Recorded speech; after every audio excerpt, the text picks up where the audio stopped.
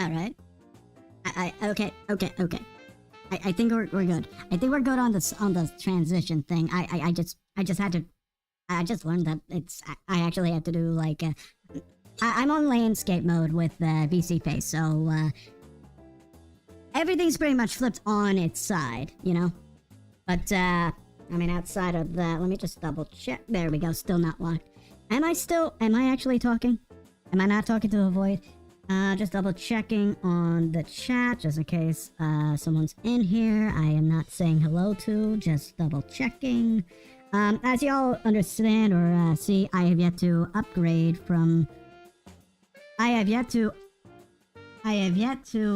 upgrade from that of a phone here, but I think we still can make do with what we have right now. So just double checking, going back on the stream. Oh, looks like we have about 4 viewers right now. Let's see. Stream manager, just making sure. Whichever, and even if you are just lurking right there, you're more than welcome to just lurk and enjoy whatever is going on right here. Which for a quick heads up, I'm not going to be doing a lot of cooking tonight. I want to focus more on the cocktails tonight. The cocktails of Phase Connect specifically. So what I have here is just a nice fillet of salmon, which I'm just going to dress up and throw into a oven for about 30 to 45 minutes on 365 degrees Fahrenheit. You can convert that into Celsius if you want to. And I forgot actually to send the recipe in the description below, at least on the YouTube side. But outside of that, just making sure that my model's not freaking out right now. Outside of that, you can follow the recipe that I will be eventually adding to the YouTube description. I'm just gonna wing it a little bit with this fillet, because like I somewhat would like to underseason salmon because it's a fish with a strong flavor. Something that is generally a main course highlight, if that makes sense. Like you can dress it up, but the flavor of the fish will still shine through that of garlic, of lemon, and everything else that you just throw on it. Which in my case, it's just going to be some brown sugar. However, okay, the recipe called for brown sugar, but I'm using some terminato sugar instead, because it's the closest I have in my cupboards that is brown sugar, and that is not, you know, in the fridge, pretty much as a block of. Actually, no. Yeah, okay, so back when sugar was being early production of sugar usually results in it being stored or served or at least sold as cones, as sugar cones, if that makes sense. That's because the sugar is the crystal sugar builds up into a firm cone, which is very hard to break unless you have like, you know, metal equipment. Or some sort of hammer, or some sort of object that can just go at it over and over again. That's pretty much what my bowl of brown sugar is right now. So we're going to stick with terminato, and I'm just going to be dressing up the salmon. Though I am going to massage the salmon a little bit for pinning bones. Or whatever the right anatomical word term is to describe it. Essentially, little bones that are a pain to get a mouthful of. Nope, that's just fat. It looks like. Ooh. So, if you're wondering if why I'm playing with my meat, if you will, that is the reason. That is the reason. I also have to fight the instinct to check on my phone because of a now contaminated hand right here. Okay. Okay, it looks like the fillet has actually no pins. But I could be wrong. I could always be wrong, and I could always have that in my first bite. So that's just a surprise. It's a little bit of a surprise. So I'm just gonna hit this with a little bit of some Italian seasoning. The recipe calls for some parsley and basil. I think oregano's not bad. A combination of oregano, rosemary, and basil, and I think it's thyme. No, savory, sage, and marjoram will be enough to go and season this. Next, I'm just going to drizzle some lemon juice, salt and pepper, as always. They are the mainstay with any sort of dish or any savory dish. I just wonder why, actually. I'm wondering, outside of like the actual reason being that it is always good to have, or the reason why they're always used is because they're like a universal flavor that everybody can agree with or enjoy in savory dishes, or even maybe even some sweet dishes, depending on the type of dish. I think I remember distinctly when during one of my birthdays that I asked. One of my birthdays where I asked my mother to make me a medieval feast using contemporary recipes at the time. There was one dinner or side dish / dessert, I argue, which involved pepper, sugar, and almond milk. But I have to look into the source I drew that from, or those recipes from, because I remember there was this lovely onion tart that my mother made, and eventually myself made, which involved just eggs, cheese, and onions. Can be any onion really, but oh yeah, I have to take care of the oil bit. And of course, I am massaging the seasoning in before I add my oil. It doesn't really matter on the process where you go with this. I just am.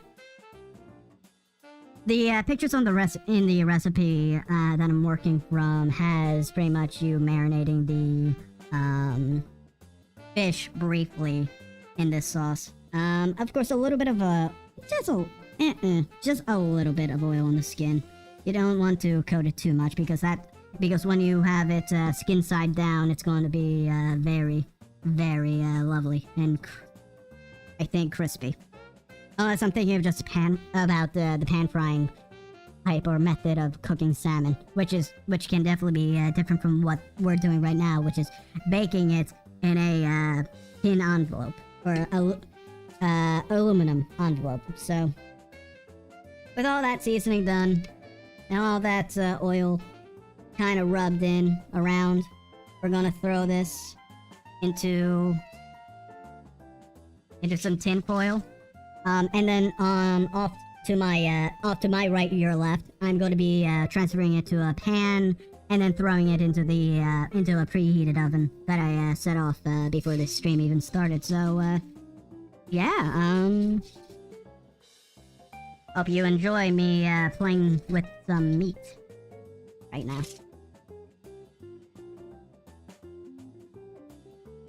It's going to. I think another reason why you should oil a little bit of the oil the salmon a little bit on the underside of the salmon is like to make sure that the skin doesn't stick, which would suck if it becomes crispy. But anyway, I'm just going to I'm just going to be, actually... We're going to do our first early be right back screen, so, I'm just going to leave my mic on, and you guys are going to just listen into, whatever I'm speaking, so to speak. So, good. I actually have the YouTube side thing. I'm going to check on you guys very shortly. Be right back. I gotta deal with some salmon right now. And I ain't slamming it, if that's what you're wondering. I'm not slamming the salmon.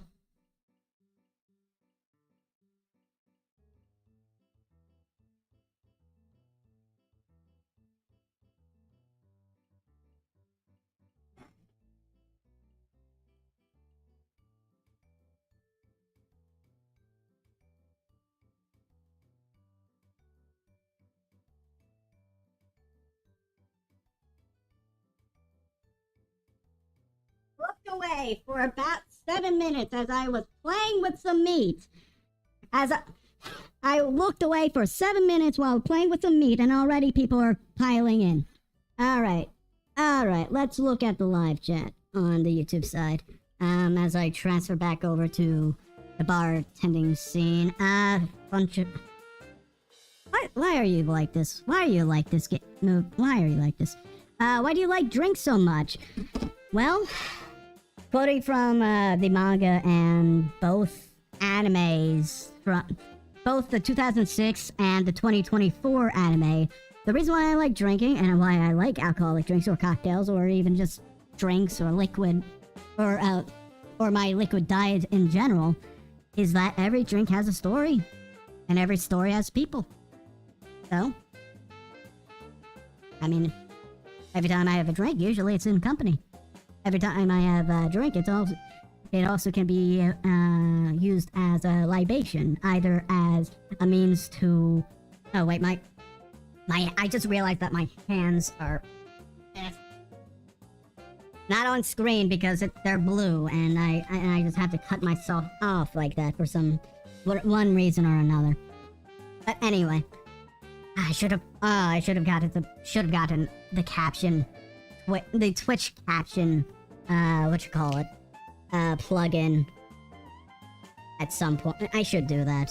Because I just noticed that our local Russian has entered the stream, and I gotta say, he is the main inspiration for all of this. Yes. But, just to finish what I was saying, on drinking, is that, again, every drink has a story. So... And I always love stories, and I always like to listen to stories, and usually, drinks are used as libations, a means to wind down, a means to even cope with life, which is, depending on the severity of it, understandable. May not be at all good, especially on the health-wise. After all, alcohol is a poison, and as a poison.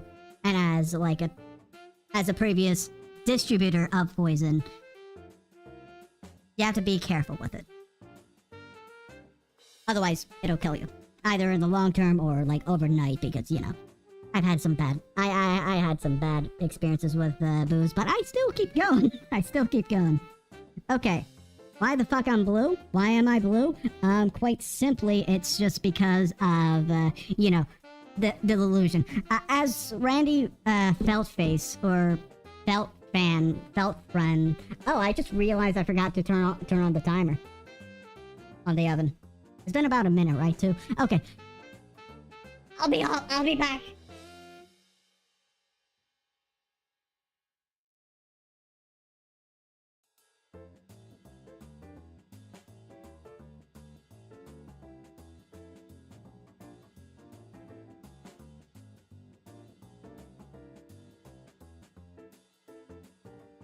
Alright, back to this. The stream is over? Fuck you, that's over.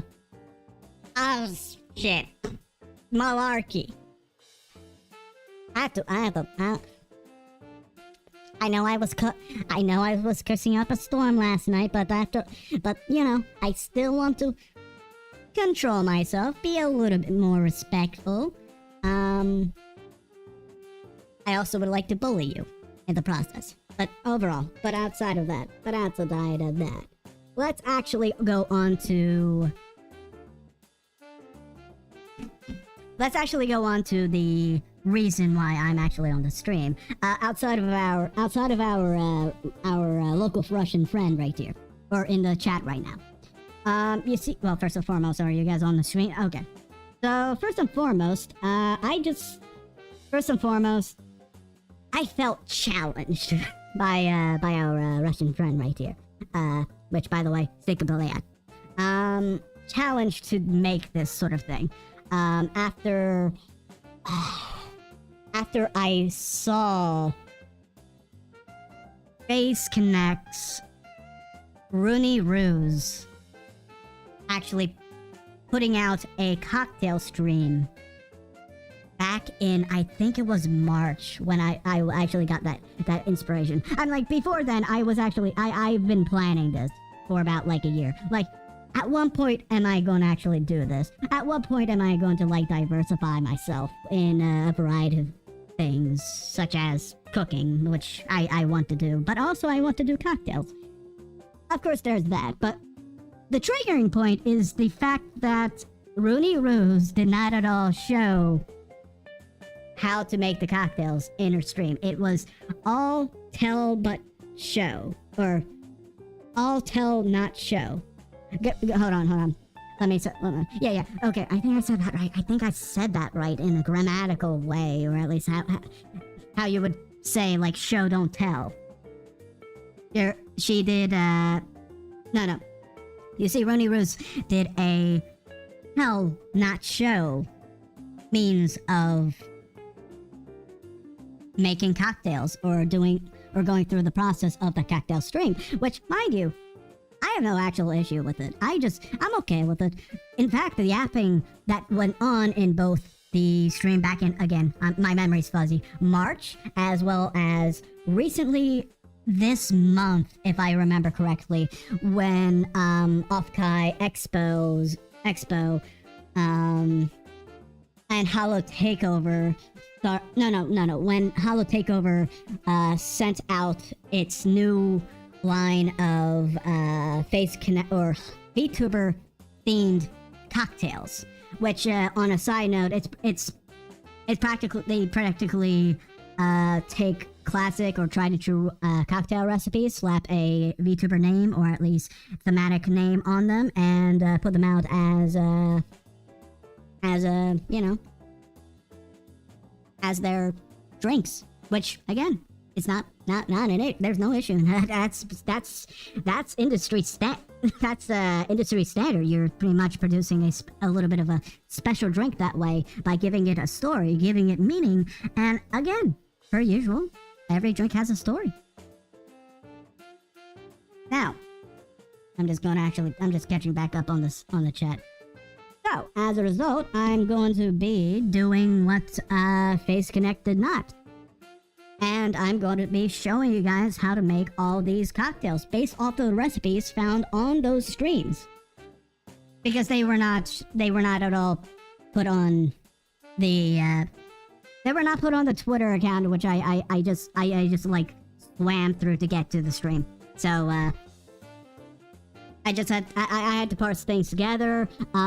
Again, our local Russian friend gave me a slew of like already presented research on these cocktails, or at least the cocktails that have yet to be actually given recipes to by at least a official body, which isn't, again, it isn't really much of a official body, so to speak. Like I said, they're classic cocktails given a proper name, with some differences. I remember distinctly, and actually was fucking mortified to the fact that there was a bubblegum martini, or bubblegum lemon drop martini,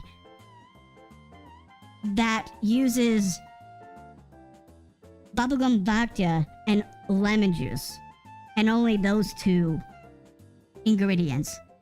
Because, you see, a lemon drop involves simple syrup or sugar in its making.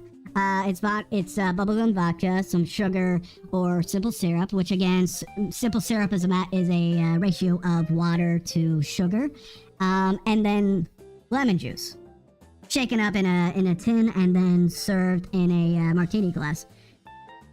I tried that. I actually infused some bubblegum. I made my own bubblegum vodka.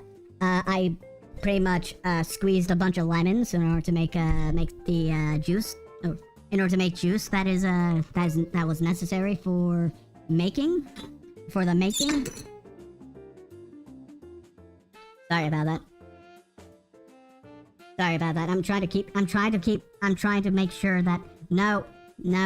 Come on, just YouTube, fuck you. A professional took the yeah, I am the professional with my surgical gloves ready to poke and prod my way out of spite. But again, I pretty much made some lemon juice. I made some bubblegum vodka, mixed it together, shake it with some ice, and I was very mortified by the flavor of it. It wasn't so bad, but it was definitely more lemon than bubblegum. And that's why I just like thought of like, are these recipes, or at least what was provided or detailed in all the Holo Takeover what is called adverts, not actually what was served in the cocktail bar, or at least in the room that they rented in order to serve these and pretty much have a wonderful fan meetup. Maybe they did. Maybe they just forgot to add some things, or maybe it's a matter of like translating like sweet and sour mix to that of lemon juice for that of the layman. And in case you don't know what sweet and sour mix is, it's think of what I said about the simple syrup, the sugar to water ratio, but in the context of lemon, limes, and even sometimes orange juice. Sweet and sour mix is a very widely and popularly used type of mixer that has been used in not only commercial martinis, but also Tom Collins, and even I think what we're going to be doing today, Kamikazes. Cocktail Kamikazes, not shooter Kamikazes. Kamikazes, and what I'm referring to with the Kamikaze would be the Pippakaze, if you will. Which we're going to actually do a little bit of a... We're going to be doing first, because I have a little bit of a... I had an epiphany. I had a epiphany back on Sunday, thinking, you know, it would be great to print out something and have it as a prop, you know. And we'll definitely be going over that real soon.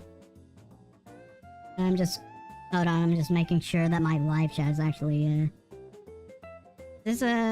no. All messages, not top. I just want to make sure that I'm actually caught up with you guys. And let's move over to Twitch just to make sure that I'm again caught up. Next week when I get my next week when I actually get my next paycheck, I'll invest in a tablet or something I can read right there where I can like see you guys, because you know you guys are positioned right here. You guys are positioned right here, so I want to see you guys at all times. I just need to make sure that Restream is kind of funky. It's being a little funky now, a few times, a little bit right now, but, you know, I have to live with it for at least 1 week or at least something before I actually... So this setup can fully work out without me, you know, going back and forth between chat. Which, looks like that we are currently, populated by YouTube chatters, so, yay for the red app. Down with the purple app. Whenever I can actually look at it and let the stream actually go a while. Alright. So, finally we're actually going to get to the basics. Actually, should I do the Pippakaze first? I'm kind of in the mood for some coffee. For some coffee right now. We're actually... No, yeah, we're going to go for... we're going to do a Fish better get my coffee. Just to get that out of the way. Oh. Ignore the noise, please. Because that's gonna, I think, be the most work intensive, so to speak. The rest are just a matter of shaking it. This one has, you need a little bit of finesse with it. When I was actually watching Runie Rose's second cocktail stream, I don't remember reading or hearing anything about using coffee, hot coffee, which is different from using cold coffee, because because in this case, in our cocktail, it isn't going to be, surprisingly, a White Russian. In fact, it is instead a Irish coffee. And why am I not? And you might be wondering, why do I have no Irish whiskey in front of me right now? Well, I ask this question: why do you ask so many questions, Bucko? But the answer is, it's kind of doing something by technicality. You see, bourbon is by essence a product of Irish and Scottish immigrants that came to America, brought their distilling techniques, and just made some quality product and produced a quality product by using a lot of corn. So tonight we're doing a little bit of a change up with the Irish coffee. We're going to be doing a Kentucky bourbon coffee instead, which is kind of okay with at least how the recipe is described, in contrast to what was written on Runie Rose's Twitter, that in which, in her case, she utilizes a Irish whiskey called Tullamore Dew.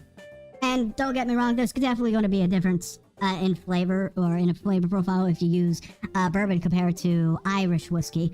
Mostly because if I remember correctly, Irish whiskey has more spice, more of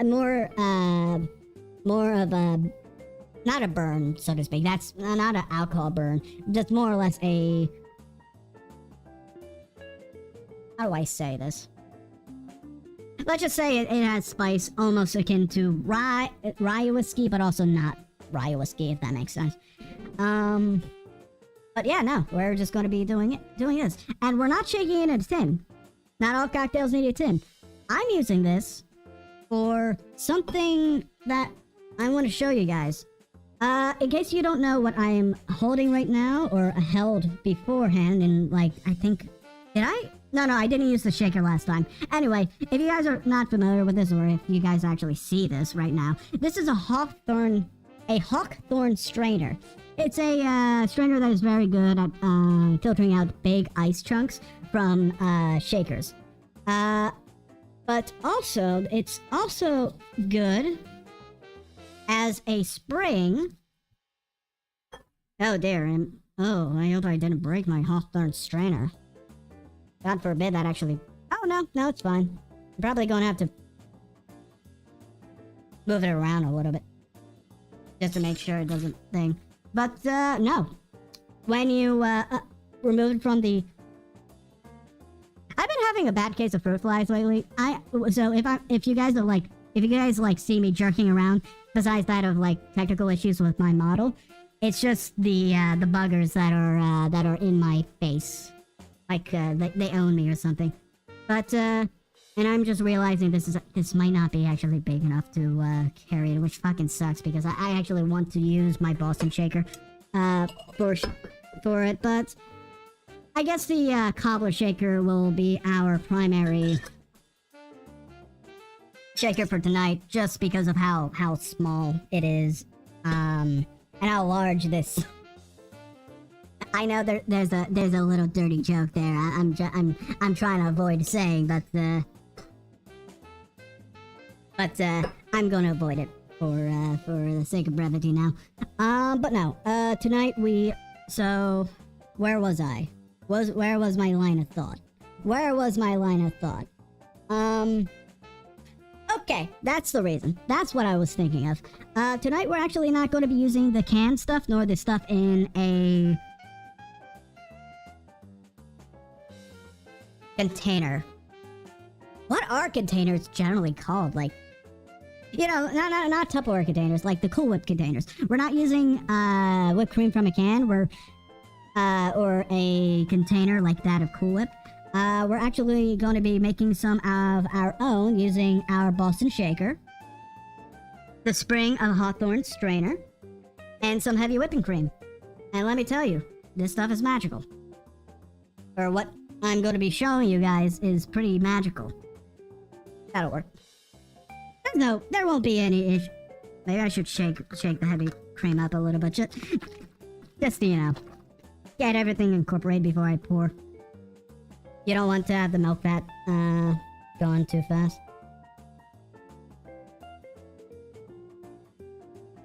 Alright. Now, for the sake of your ears, I'm just gonna judge. Oh, actually, it's not picking up. So, with this configuration, we're going to be able to make homemade whipped cream with only a shaker and a spring. Pretty fucking awesome stuff.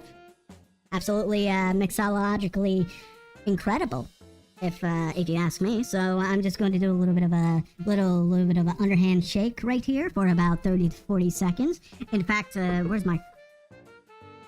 I had a phone. I always have a phone nearby, but, oh, there it is.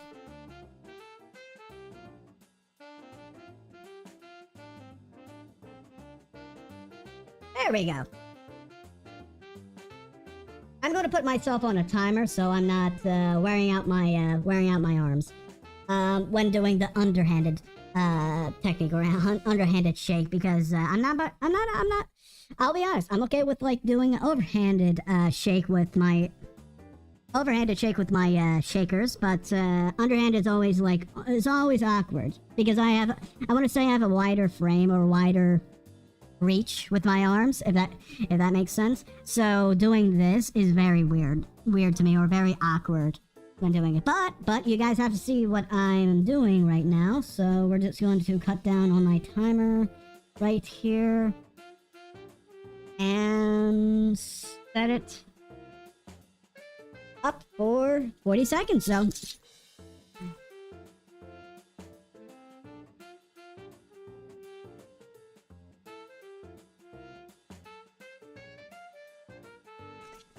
the end result should be nice and thick.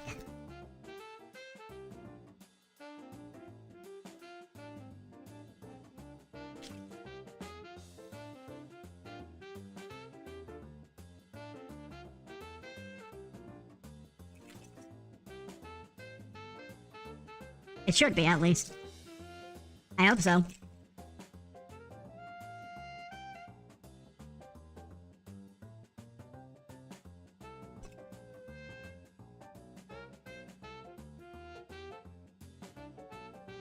Alright, and the timer's went off now.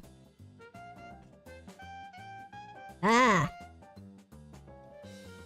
I think we're gonna have to do another 30 seconds. You know, the recipe or the thing I read actually puts it as 30 to 40 seconds in a shaker. As it turns out, it probably will take a minute. So let's go for another 40 seconds to make sure that this milk I'm working with is whipped and frothy. Or frothy and whipped. Preferably whipped. It's building a whip, though.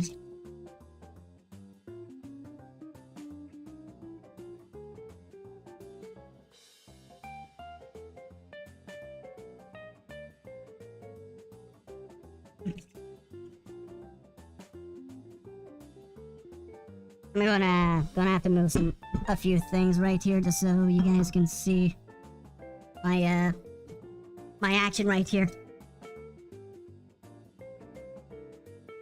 A little bit more of my action with that off.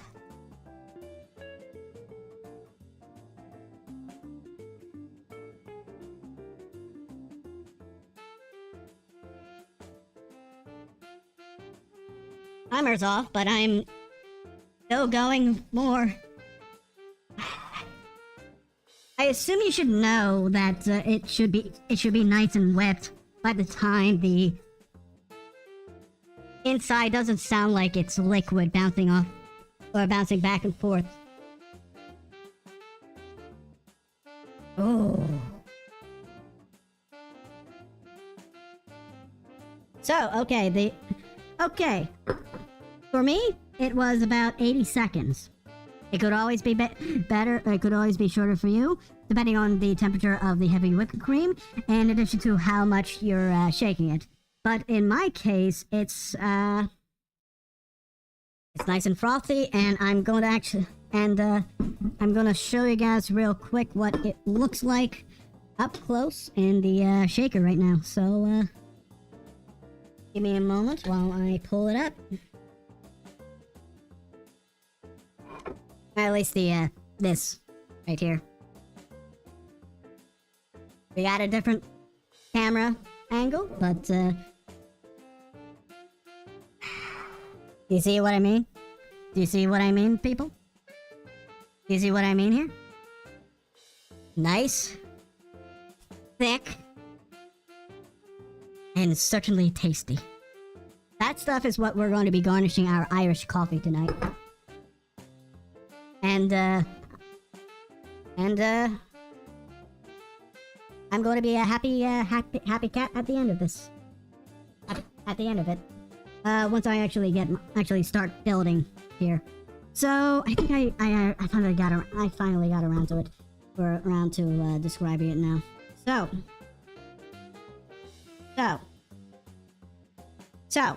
if I remember correctly, Ruse did not specify that you would be using hot coffee in the Irish coffee thing that we're working with right now. Oh shit! We can ignore that. That was a somewhat empty bottle already, so we don't have to worry about that bottle.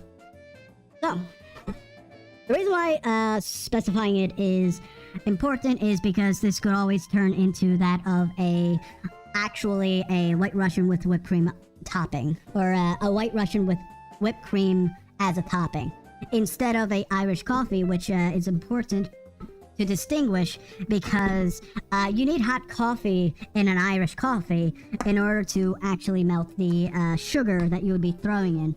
Runie pretty much described it as accordance to taste. But the recipe, or at least the guy I saw prepare, there's this video on YouTube, or this on Shorts, which shows I want to say an Irishman in Dublin. Correct me if I'm wrong there. Or in a Dublin bar, actually preparing like a line of Irish coffees by taking a pot of coffee, pouring them into into actually a larger Irish coffee mug, and then pouring it. No. He put 2 sugar cubes and then the coffee in each of the mug, and then he stirred it over and over again in order for the sugar to dissolve, which I think he did a lot more of if he was using no. He was definitely stirring more because he was working with sugar cubes, which are more compact and don't really dissolve as quickly than that of loose sugar, which we're going to be working with tonight. But I am going to be borrowing what he did over there. Although Runie does specify again that the sweetness or the sugar involved with your Irish whiskey should be according to taste, I'm going to be working with... Oh, that's a tea... I confused the tablespoon for the half tablespoon for the teaspoon spoon again. But for me, I'm going to be going with the 2 sugar cubes that were shown off in that little video that I saw long ago. I am keeping up with chat, right? Peek, and then okay, and then this. Nice to see that. Nice to see some Italian representation right there, my dude. But no, I am certain that we're going to be doing less thing. For the coffee tonight, we're going to be working with Cafe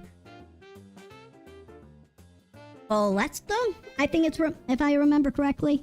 It is definitely a pretty decent quality coffee for its price. But no, at least for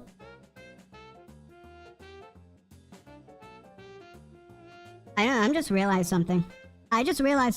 So this is an so this mug is 8 ounces. And the parts that are... Runie pretty much measured everything in parts because, you know, ounce to metric conversion is always a cancer. But no. What I'm reading right here, I mean, like, converting parts to... Fuck you, fly. Fuck you, you're a pestilence. Anyway, the way I convert these parts is parts to ounces, just because out of simplicity and how I do things with measurements. This is an 8-ounce cup for what is essentially a 4-ounce drink. Because it's 3 parts hot coffee. Actually, she said hot coffee, never mind.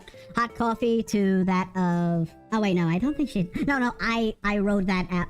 I added hot coffee to the recipe I edited from her stream. That's it. So it was pretty much 3 parts of coffee to 1 part of whiskey. And this shouldn't fill this a lot. This actually might mean that we're going to be missing at least an additional 4 ounces. Actually, I mean, if we convert the parts into ounces, we can always do 2 ounces per part. So that means we're going to be working with that of what is it? 6 ounces of hot coffee to 2 ounces of 2 ounces of whiskey. And then I'm going to be pouring my last 6 ounces right here. There we go. That actually looks a little too much. No. I'm still going to go at it though. If I need to restart, I always have another glass and plenty of supplies to do so. You know, we always need to sometimes we make mistakes, and mistakes have to be made anyway, despite we not liking them. But we're going to be working with what we have right now and keeping what we have in the recipes. Insofar that my arguments stand tall and close. But no. Next, after 6 parts of 3 parts converted to 2 ounces each, we're going to be working with 2 ounces of bourbon. Actually, no, before I do that, I want to stir the glass real quick, just so we can actually, dissolve the sugar if it's not dissolved already.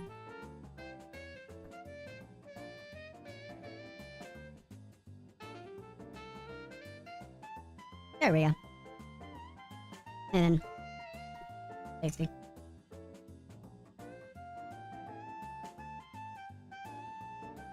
Yeah. I'm gonna put that stirring rod somewhere else. And now we're actually going to be putting in the booze. Once again, we're going to be working with a Kentucky bourbon coffee rather than that of an Irish coffee. Irish coffee has Irish whiskey. But either or, like I mentioned before, bourbon is the product of the descendants of Irish and Scottish that left their islands for one reason or another to the gracious land of America. And as a result, we finally got a full 8 ounces here, rather than what would have been 4 ounces if I just converted parts to 1 ounce, which is odd. That doesn't. If I remember correctly, a part would equal that. Officially, according to, I think the IBA is the actual like cocktail, the official cocktail. What's it called? Supreme word on everything that involves alcohol and defining what is and what isn't a cocktail, or one cocktail or another. Actually puts it as like a half ounce at least for the freedom, for freedom use it, or for at least freedom using. Give me a moment while I catch my tongue here. You see, my tongue went on a vacation recently to that of your mom, so it's kind of tired from lugging her all around. So, I'm just gonna have to make sure I'm not gonna spill the blue carousel, which I'm still wondering how that's going to turn out. There we go, turn out on screen. But no, at least for the freedom unit using public, that's pretty much half ounce every single time. Fuck you, Did I get it? Did I get you? No, I didn't. Stay away from my... Stay away. Anyway, let's actually top this Kentucky bourbon coffee real quick. And I'm also fighting this fly unceremoniously. So, yeah, we're gonna go back to our close-up screen right here. And we're going to throw the...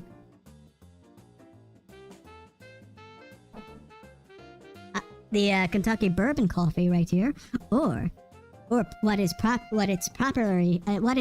name is, or at least what its proper name is, being fish better have my coffee.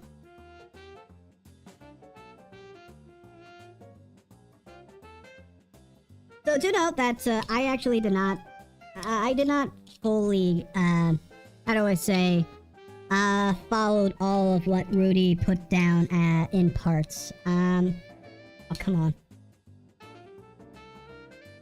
Am I going to actually snake the whip? I want to show you guys what this looks like. Ooh, nasty. Oh, some bartenders in the chat might actually have some nightmares squeezing out the beer taps. Because with how this looks right here. And in case you're wondering what I'm talking about, it's what is it called? A sink snake is what it's called. Pretty much a loose and wet and gelatinous string of, I want to say, bacteria, or a bacteria colony that is found in beer taps, or even in sink taps, or sink taps,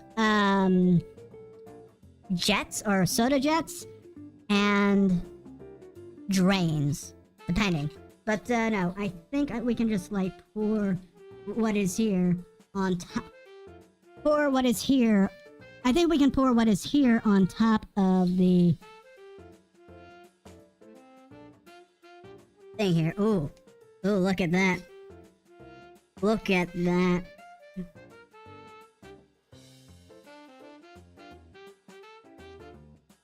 Oh, I don't want to overfill. Oh, that's cute. That is just adorable right there. Absolutely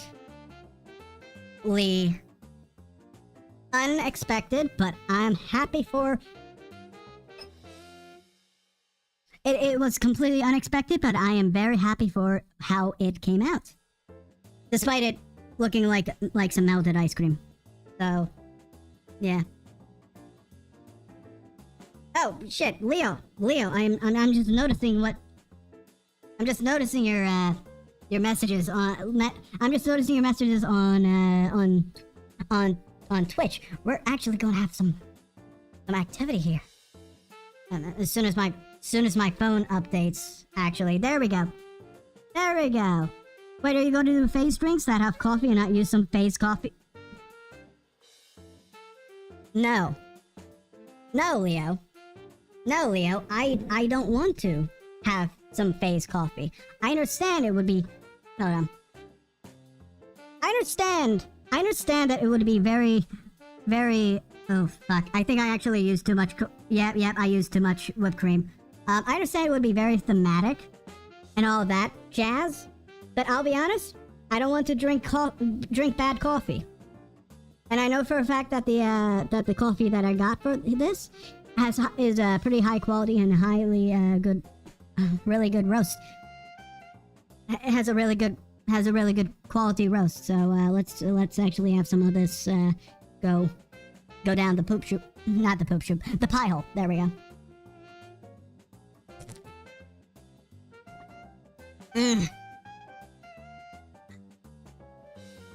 Anyway, all the like popular streamer coffee brands nowadays, I assume it's just some like rebranded Folgers anyway. Oh man, that's sweet and smooth and that warms you up. That just warms your insides with Christmas cheer and joy. Coincidentally, in summer, I'm still figuring, you know, maybe at some point, or maybe in July, I'll do like a Christmas in July stream. I haven't celebrated Christmas in July since like when my family went to a swim club in my hometown, and there was actually I think my uncle dressed up as Santa during that time. But no, that's delectable. That's sweet. That's delicious. I bet phase coffee should be better now after that.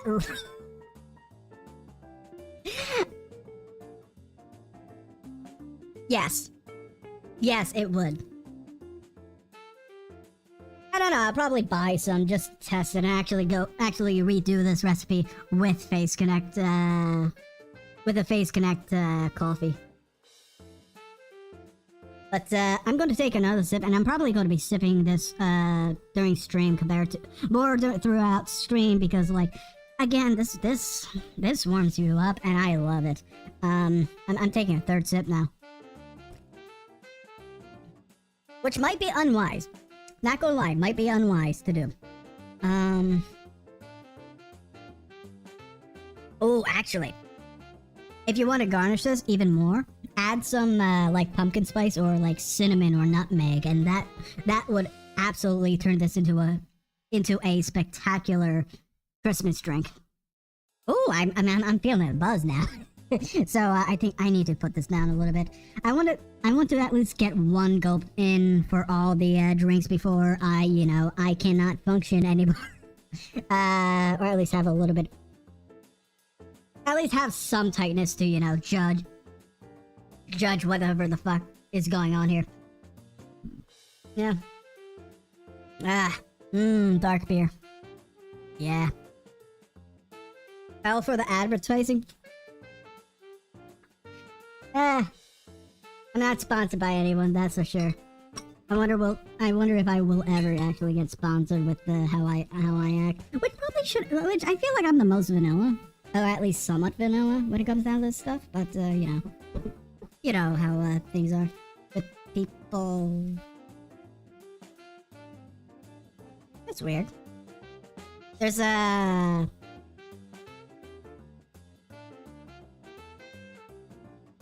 a little bit of a... We're going to switch back to the close-up screen, and I'm going to point out what I am seeing right now. Hopefully the camera is getting it. I think I know I'm pointing with a lemon, but bear with me. Shut up, Oven. If you guys don't hear that, good for you. I heard it. Fuck you. I'm going to do two things. First and foremost, let you guys see what this look at the Irish Kentucky bourbon coffee right here. And the thing that is the chemical reaction that is happening right now with this shit. I assume it's just milk fat going off, and you know, doing its thing when it interacts with alcohol. Either that or it's just like it's the sugars or the milk that is blending in with the coffee. And also, as a result, we actually have a decent layering effect, a weirdly satisfying level or separation, leveling. I can't believe no. The whiskey shouldn't be affecting me right now. But until then, just like look at the coffee, and I'll be back. I'm also going to take my phone so I'm updated with all y'all.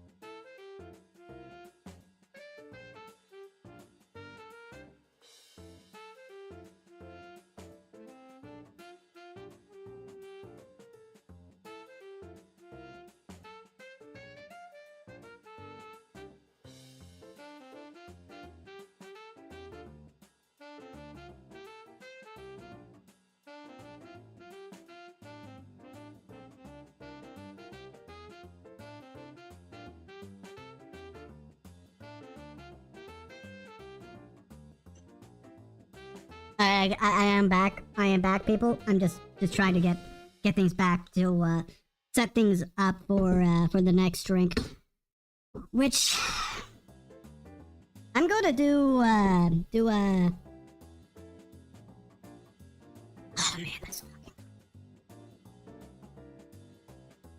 that's just that again. That's just great. That's high. This is high. No wonder it's a popular drink. No wonder. Next time I'll definitely use some Irish whiskey compared to bourbon though. Not because of, like not because the corn's at all messing up with the flavor and the flavor and the sweetness and everything else that of the coffee, sugar, and fresh whipped cream. But I just let's go with the full experience rather than the experience of descendant, or the experiences of the descendants of the product. So next we're going to be actually doing the Pippakaze, which is a bloody shooter, or a bloody kamikaze. No, the Pippakaze is a bloody shooter. I'm trying to get. Okay. I'm already about like an ounce and a half of whiskey in. I shouldn't be a lightweight at this point. I could just be. I'm just probably just loose right now. I'm just going with the flow, everybody. But right now, let's just keep on with the thing here. Lean the phone up right here. Hopefully, it actually fucking works. No. The Pippakaze is a kamikaze shooter, which is built in a fashion similar to that of a lemon drop shooter, except out the lemon, because the kamikaze originating back to post-war or post-World War II Japanese bars serving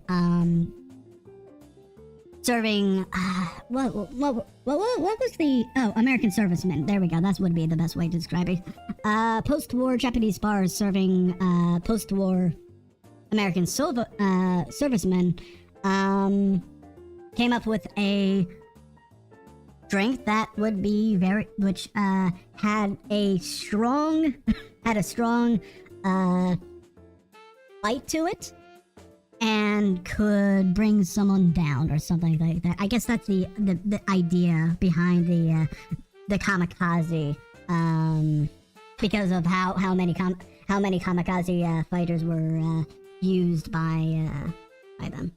But as I mentioned, again, going back to like the main point I'm trying to get is that the Kamikaze shooter is similarly built to that of a lemon drop shooter, where you mix vodka with a type of liqueur or sweetened, not a mixer. Yeah, no, just a liqueur, or potentially just lemon juice. No, or that of a sweetening liquid, like that of simple syrup in the case of lemon, of the lemon drop, compared to that of the lemon drop. And then you're going to be taking it while also biting into a lime. In our case, because it's bloody, we're going to be using some Grenadine. In my Grenadine is not store brand. I made it at home because I was on a binge making liqueurs or homemade liqueurs and Grenadine, thinking it could actually be pretty cool to, you know, feature my my fun stuff or my little side hobbies like this Grenadine, homemade Grenadine, to y'all.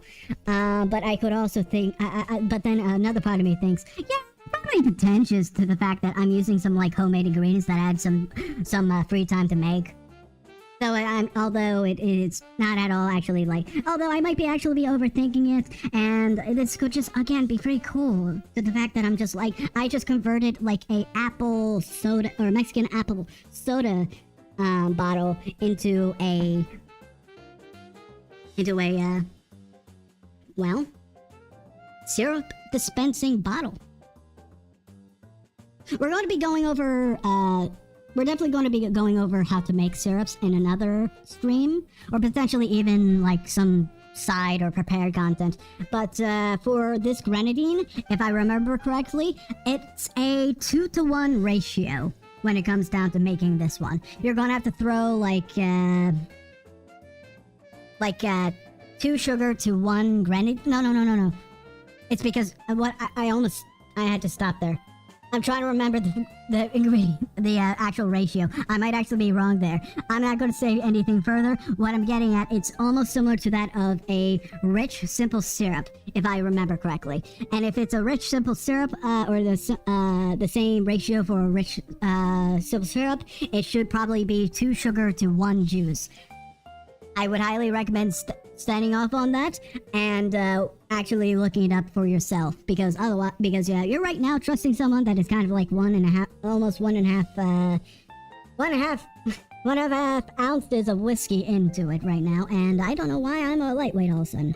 But actually, let's actually get back to the point. Grenadine, because it's red, makes a red color. In fact, that's what happened when I had a shark attack down in New Orleans, which is another bloody drink, using blue curacao, vodka, and I think lime or lemon juice, or probably even a sour mix, depending on the place that serves them. And the guy actually did a little bit of flair on me. Where he took a toy shark full of Grenadine and then jammed it into the top of my drink as sirens blare all over us. And I was like, what the fuck is going on? This is a first. I thought I was just gonna have a calm old time buying a drink from your establishment, my dude. But no, as it turns out, that was a little bit of a flair for me, a tourist in that of New Orleans. This, of course, was on Bourbon Street, so if you know the place I am talking about, or at least the chain that served this stuff, you'd probably know. Not me, because I don't remember the name of it, unfortunately. They also serve something else that was called a hand grenade, which was a gin, vodka, pineapple, and melon liqueur, if I remember correctly, cocktail, which you like get a big old souvenir cup with. Not so much for the shark attack, but I get I get a free toy, a free shark toy. Actually, I'll be back. I'm going to grab it. I just have a sudden epiphany to actually show you guys what I brought home. Shut up. Not. There we go. Shut up. We're not leaving. We're not ending the stream. Shut up, Desalva.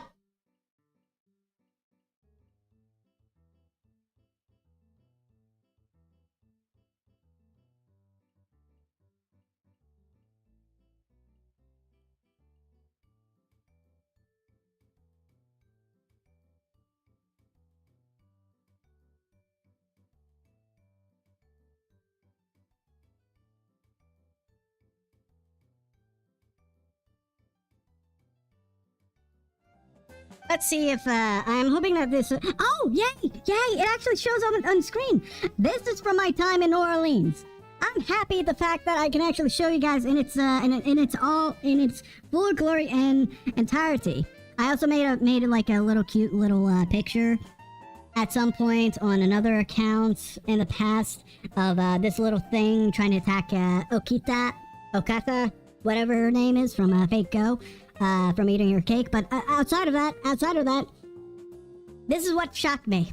And I'm happy that I was able to bring it home as a little souvenir.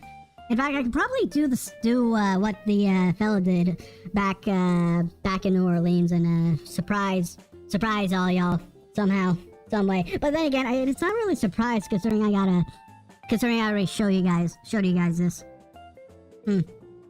Oh well. Well, hopefully I can land.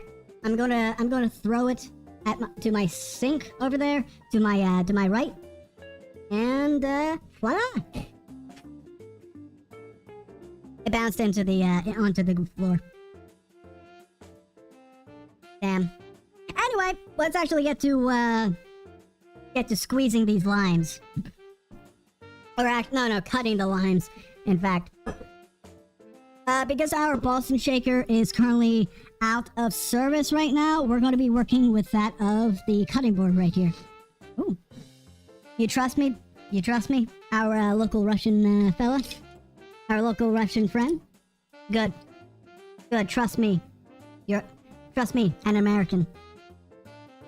As you and I ought to.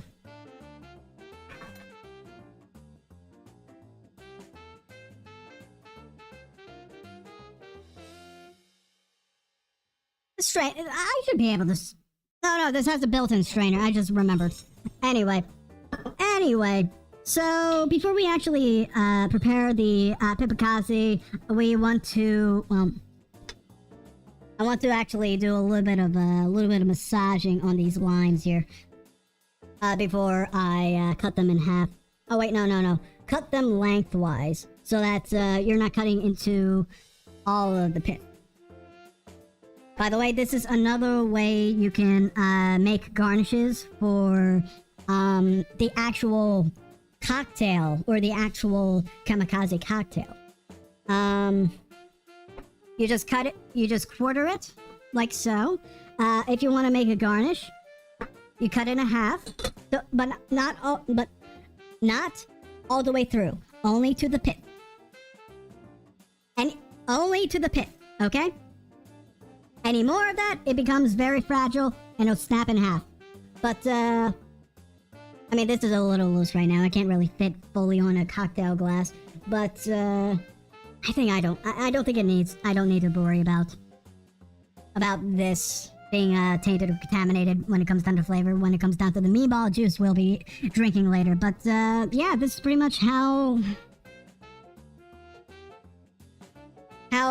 quartering or wedges or lime wedges are garnished on a cocktail. There we go. I'm just going to give you guys a little bit more of a close-up on it. Ugh. There we go. That's pretty much how that's one way to garnish, at least. Or one method in garnishing, at least.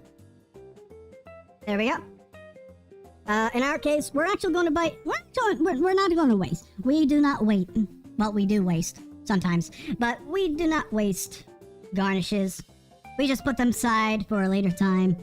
Or, for someone to throw away. Despite you spending all of yesterday cutting them, and those garnishes were absolutely fresh. They were good. They were fine. But you know, Jeff just had to be a fucking tool the next day and throw everything out. All of your hard work thrown out and gone. But right now we're finally actually getting around to building the shooter. That being, come on. And the way we build the shooter is by first setting up, by adding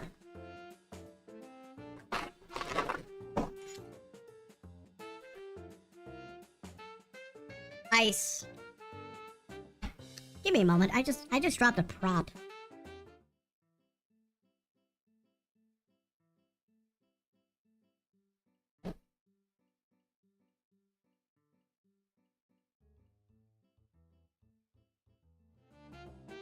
I'm saying the prop's important, okay?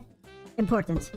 Oh wait, that's why. That's why. Okay, so yeah, we're going to be setting up with limes. We're going to cut them up. We're also going to be... Actually, no, we're not using lime juice here. I just cut this for no reason. No reason. No reason at all. That was not planned. That was just me losing my train of thought, per usual. There we go. So, we want to first start off with that of vodka. We're going to work with... Where's my...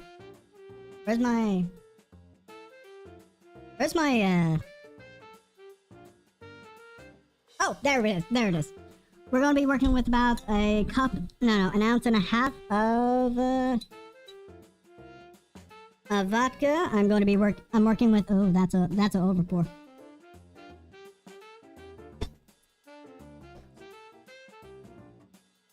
It'll make my it'll make washing dishes much easier later. I learned a little bit from last time. I actually have a washing bowl underneath here, so when I get around to actually cleaning this, I can actually clean it without any issue. Should it be actually?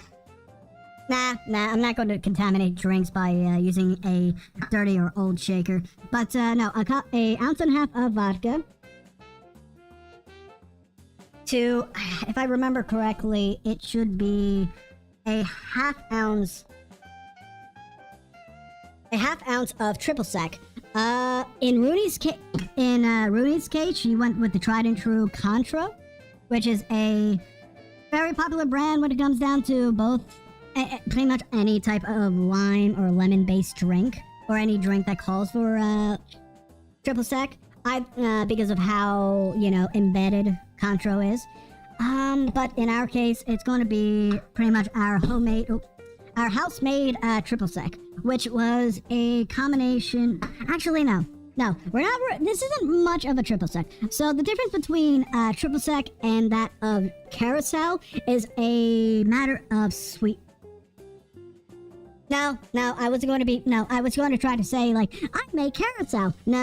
No, I made triple sec. In fact, the reason why this is a triple sec is because of how dry it is. I added a little bit of sugar. Terminato sugar at that. I know every bartender's like big on Demerara, but I always like Terminato or like brown sugar because I find it very complimentary to the crispness of the lime or lemon I'm working with. It also gives me memories of Christmas because molasses is a rich and warm flavor that just gives you a hug every time it graces upon your tongue. Well, I wouldn't sell out for an American. One day you will. One day you will. And you will enjoy that freedom burger. Alright, I'm just checking on Leo. But like I mentioned before, that would be about a half ounce of triple sec to 1.5 ounces of vodka. Again, we're using house or the homemade triple sec. And Smirnoff. And I'm saying Smirnoff because it's a very trustworthy brand. You don't really have to pay a lot or hand over fist for vodka. Usually, outside of like different brands or different types of vodkas having like a very like silky texture, which mind you, fucking amazing. I think it's with potato vodkas that has that. Any brand that doesn't kill you, it will make do, pretty much. Maybe not go for don't always go for the bottom shelf. I would just stick with like Svetka, Smirnoff, maybe even 7x, depending on how you are. Fucking hell. I hate them. I hate their marketing. I hate the fact that they're always popular. They're everywhere when it comes down to bars and everywhere when it comes down to bar orders.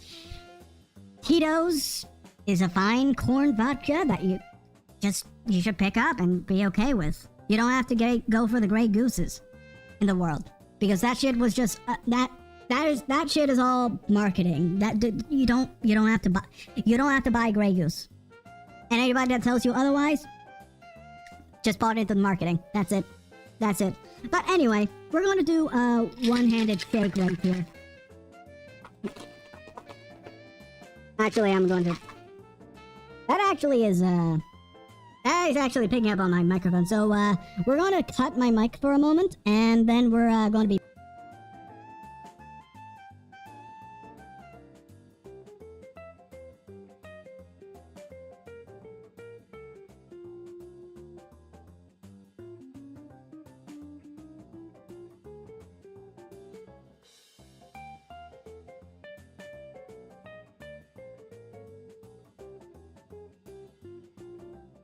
That's the thing. I don't want to give you guys what is it, tinnitus?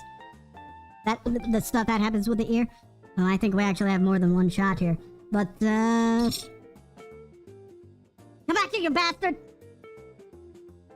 I didn't get it. I didn't get the fly. Fuck you, fly. Fuck you.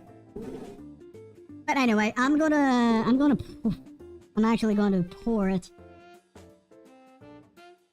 in the close-up camera right now, so gotta be quick. But yeah, that's pretty much the Pippakaze with the Grenadine that we'll be pouring afterwards. So I'll show you all that real quick.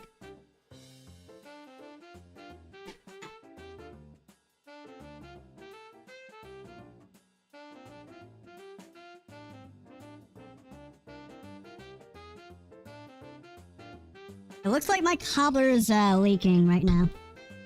Unfortunately, that is the case. That is the case right now. But you might be wondering why I'm not adding the blood right now. Well, here's the thing. I'm currently being invaded by a No. I'm currently under distress from a recent bunny attack. Yeah. As a result, and now and now it's bloody. It's bloody. This is the prob I was talking about. It was important. You see, my printer lost. You see, I lost. I don't have a lot of ink in my printer, so I actually had to like color this I had to color this with a color pencil and such.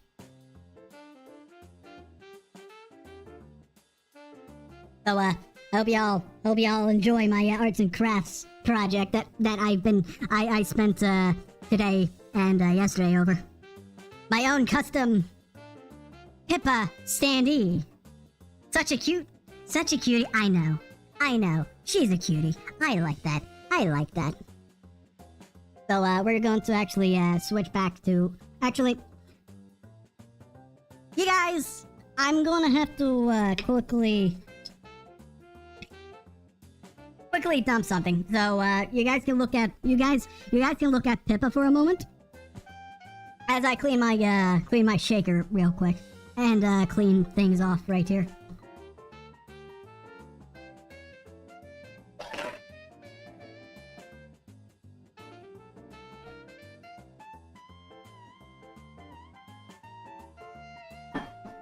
Very unfortunate that my cobbler is actually like, my cobbler's leaking.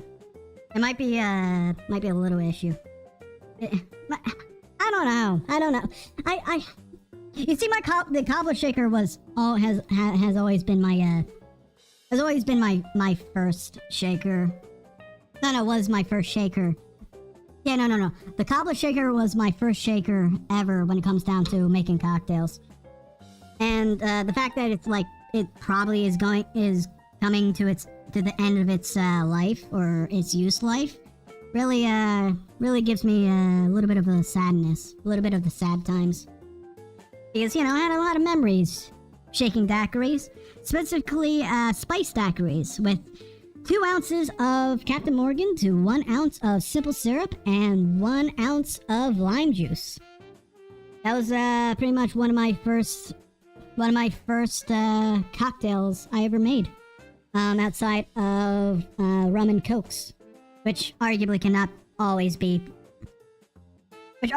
is not at all. Actually, I'm gonna switch to the bartender scene. You guys can see me while you guys can look at me just cleaning things up here as I shift everything over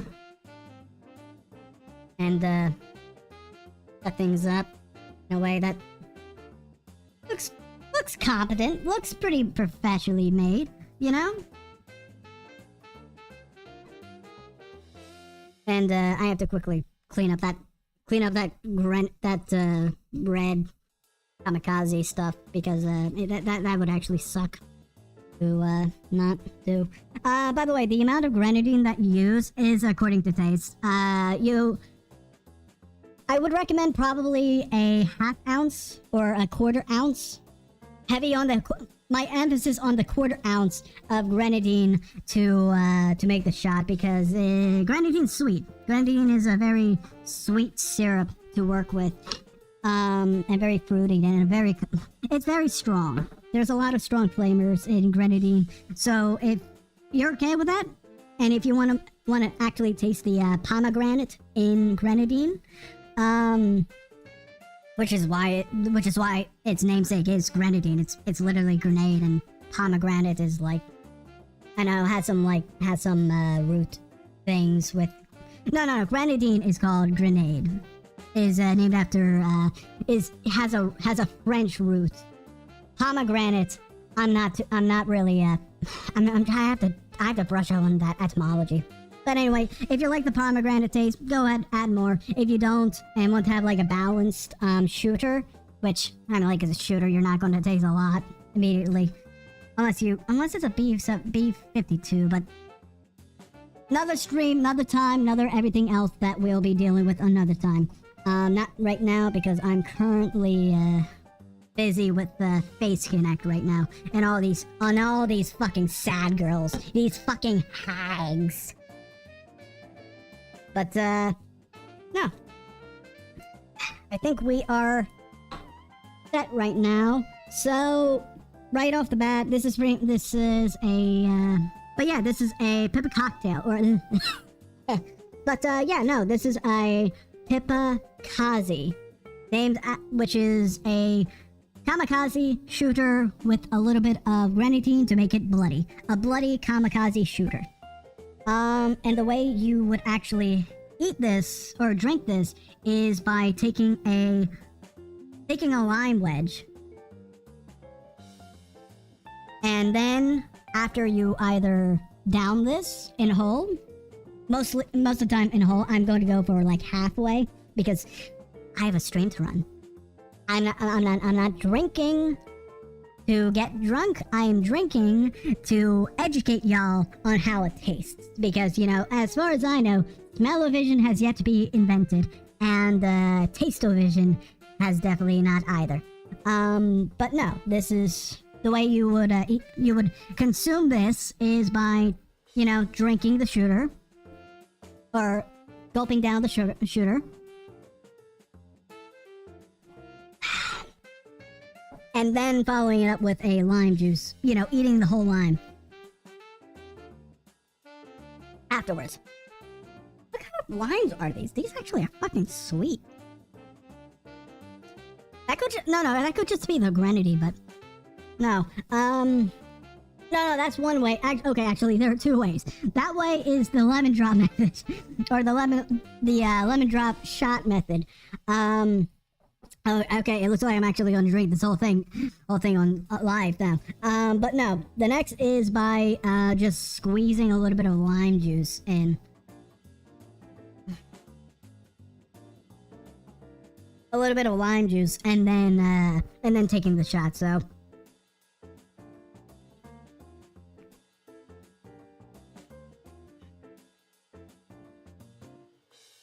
So, yeah, there's that.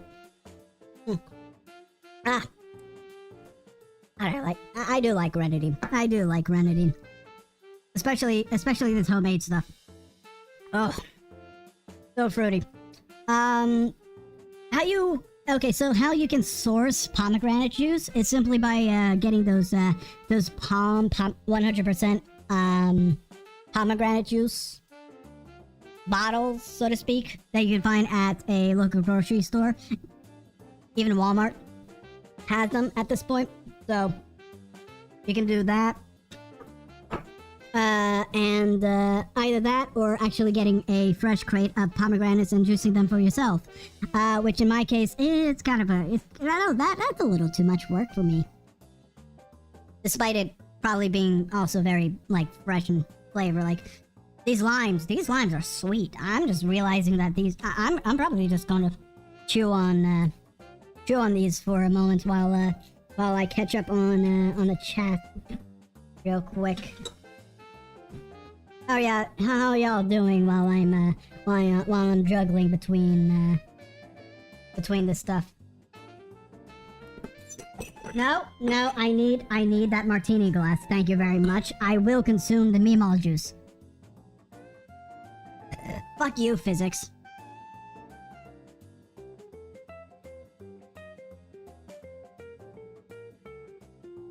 I accidentally locked myself out of my phone.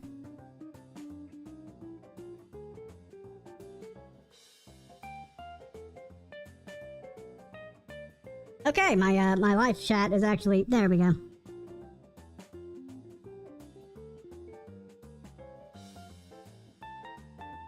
There we go. Loading back up the live chat. Let's see. Our local Russian friend is still there. Leo, I'm checking up on you, making sure that you were heard and tended to. Oh, no. Like that. No, stay like that. Stay like that. Stay like that. There we go. But no, yeah. So how's everybody's day? As I'm snacking on these limes now. Oh man. That stuff is good. That stuff is good. I sourced most of my ingredients from Aldi's, and like, it's also been a while since I actually had a lime raw. But this stuff is like, I think I just got key lime pot. No, I think I just got key lime limes. So tasty. Do I have any drinks that need limes? No, I just had a lot of limes left over now.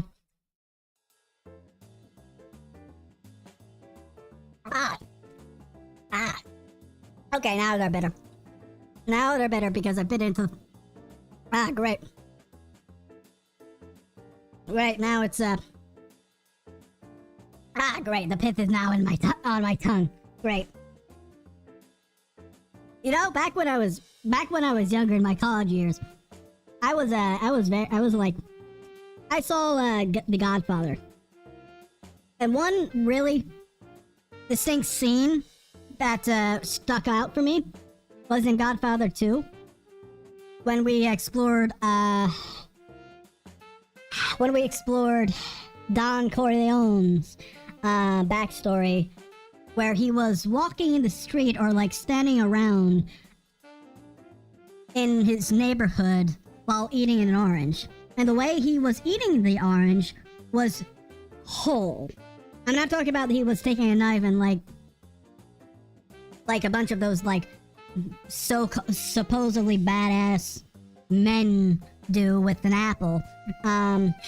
You know, sure. That kind of stuff. No, he was like, he literally took this, bit a chunk out of it, and just went on and just kept on doing that throughout the scene, insofar that it added characterization, or at least like environmental or like some sort of a setting storytelling, if that makes sense. You know, environmental storytelling, because environmental is not just solely that like the like that of nature or the urban jungle or anything else. It's literally also the little minutia, like those sorts of habits. Could it actually be considered character data? Whatever. We're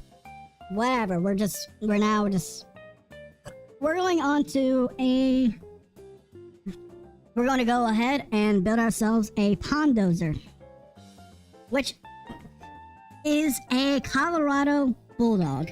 It is not a White Russian. Which, in my case, I'm a little weirded out for, because, or at least when I actually read the recipe that was provided by Runie, all I could have thought of was like,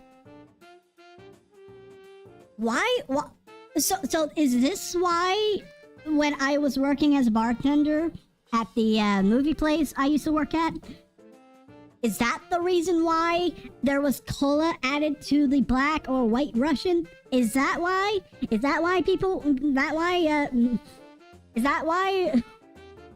the like classic cocktails that card had that? Just because some guy in Colorado decided to throw some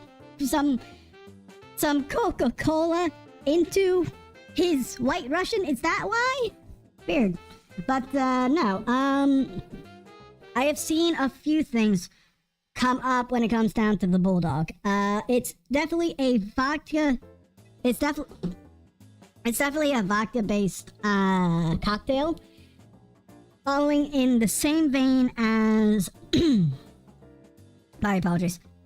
Same vein to that of a White Russian. So you pretty much have your vodka, and then you have your Coffee Liqueur, which I forgot about while I was shuffling all my ingredients onto the table. So again, be right back. I want to try to reduce the amount of time I have, the amount of times I do, go back and forth with. So we're gonna stay on this scene, but I'm just gonna go ahead and pick up my Coffee Liqueur, which, mind you, if you don't have any homemade, Kahlua is just fine. It's good enough.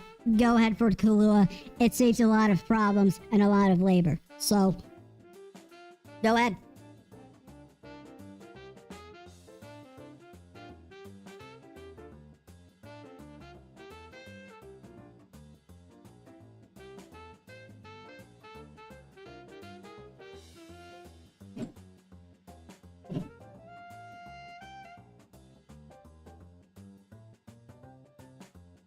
Alright. So, if I remember correctly, the bottle I use... Now, if I remember correctly, the bottle I use for my Coffee Liqueur here used to be a mead bottle, or a Pennsylvanian mead bottle that my older brother got during my 21st Christmas. Yeah, I did, like, I asked for, I asked it for Christmas, or like some sort of mead for Christmas. And he did. He went above and beyond as an older brother and got me some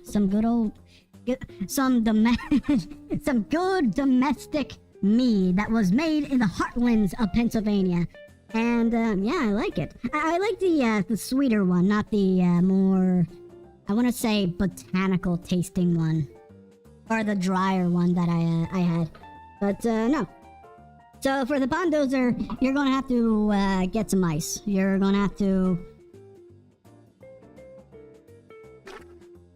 fill...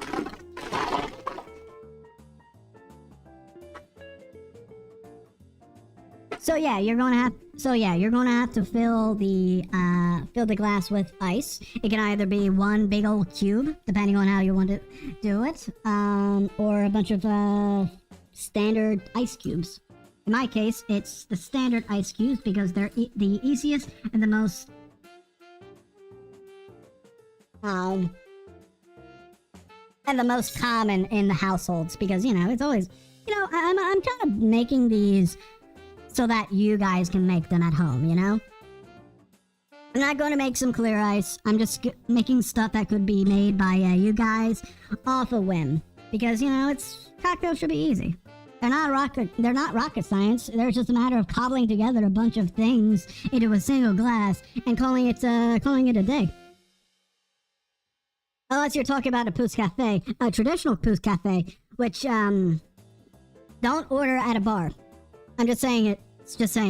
Don't order it at a bar, even if the bar is empty, because that's a labor-intensive cocktail, and you're gonna be hated by your bartender if you ask that, or probably just like accelerate, or you're gonna be treated like royalty by your bartender, because, you know, if I were put into that position while I was working at a chain restaurant, I would kind of like stare at them, think about it for a moment, and think, you know, this is different. This is different from the usual Tito's and sodas that I serve out on, or I serve the 70-year-old retirement home every single Friday. This is different. This is something that needs my constant attention and focus in order to get right, as I layer each and every liqueur and cordial to make this rainbow of a cocktail. This rainbow of a cocktail. But in my case, or at least the way I'm going at it is okay, so Runie puts 1 part or 1 ounce of vodka, or equal parts vodka, coffee liqueur,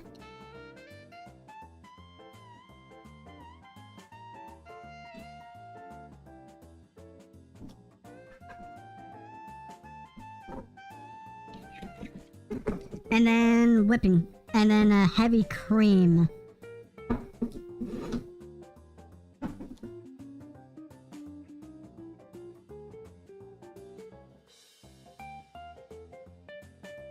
Together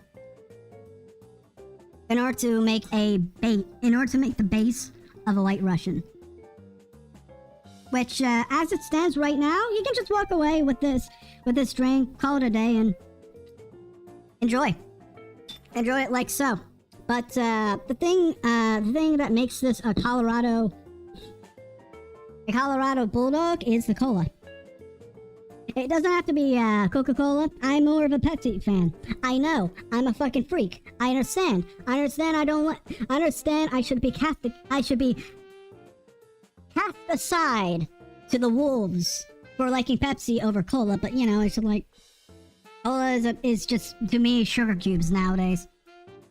Back when I was younger, it definitely had a little bit more spice, which that is what cola is. It's a spiced drink, or a spiced soft drink. But again, in our case, it's going to be a topping. We're going to be topping this White Russian, this perfectly, wonderfully executed White Russian, with some cola. And we're going to stir it a little bit. Just have it blend. And I'm actually happy. I'm actually preferring this over a fucking White Russian now. If you guys ever build a White Russian, consider putting cola in it, because this shit is actually, this is a you know how White Russians are practically like boozy, is like a boozy milkshake? This is a boozy root beer float. I know, I understand that I understand boozy root beer. I understand that boozy root beer floats exist, but this gives it a little bit more dimension. Again, probably because of how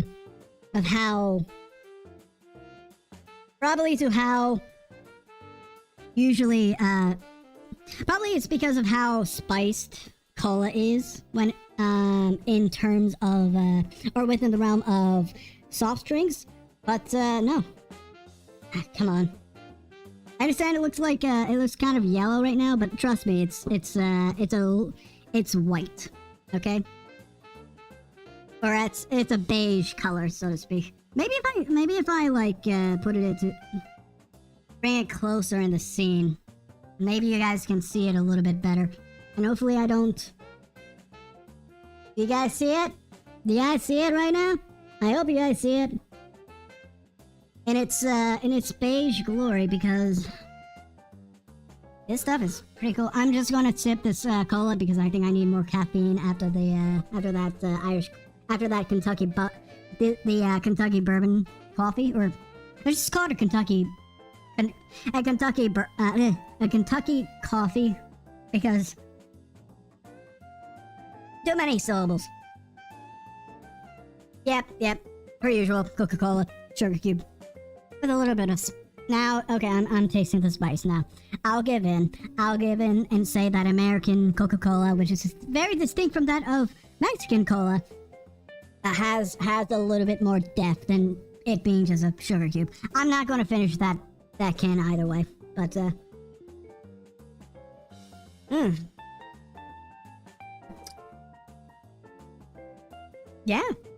Yeah, no. In contrast to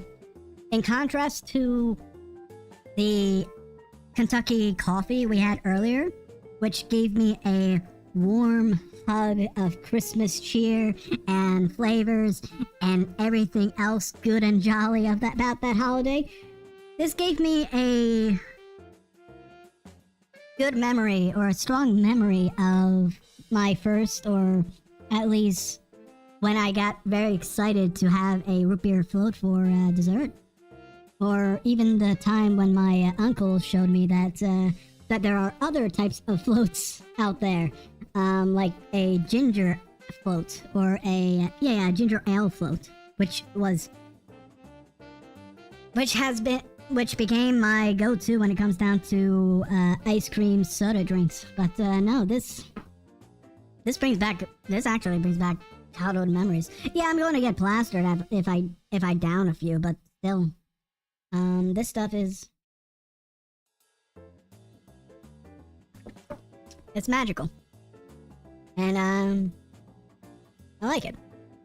Now the coffee so the coffee I used for the liqueur was the coffee that was available in the Walmart, in the break room at the Walmart I work at. But even then, with that like light or medium roast coffee, or like very weak cheap coffee, this still brought very strong memories, gotta say. Ah, man. Okay. I'm gonna have to stop that. I'm gonna stop drinking that. I'm gonna probably find a way to preserve it. Unlike I can do with the what I can do with the the Kentucky coffee off to my side. I think that's gone now. That's a little too, that has gone to room temperature too much. I just had to find a vessel for it. I could probably just leave it. I could probably just put it... Sorry. You heard me belch. But you like that, don't you?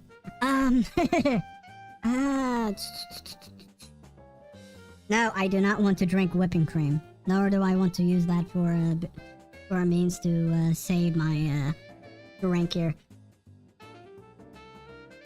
I guess I'm just going to do a be right back scene right now, just to figure out how to save this for another time.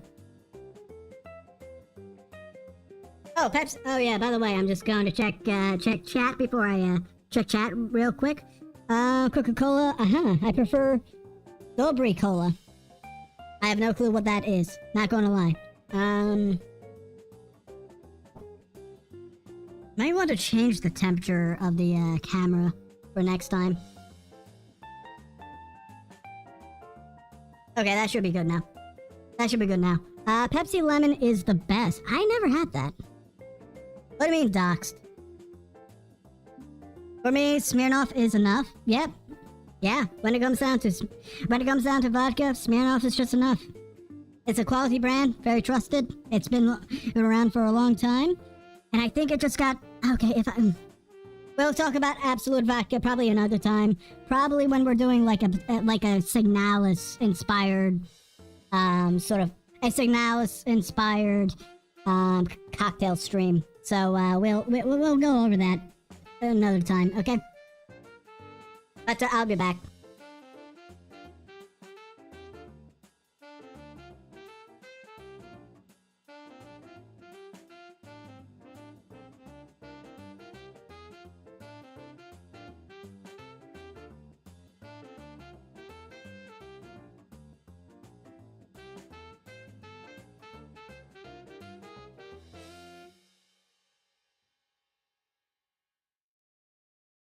Okay, I figured out how to, I think I figured out how to, preserve it, and it's really simple. That's just gonna be by straining it up, or straining it into another cup. And by then it would be more of a milkshake by then. I just don't want it to, like, stay in the ice, but then again, the ice is a maintenance too. Whatever, I'll put it in... I'll probably put it in fresh ice for another time.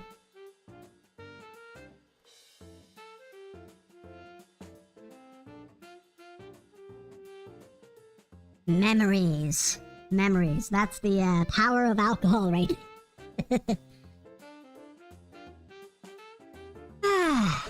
Alright, I'm going to put away a few things. Now for our last cocktail, we're going to be... First and foremost, does this actually... Okay, good, actually shows up on screen. This is Blue Curacao.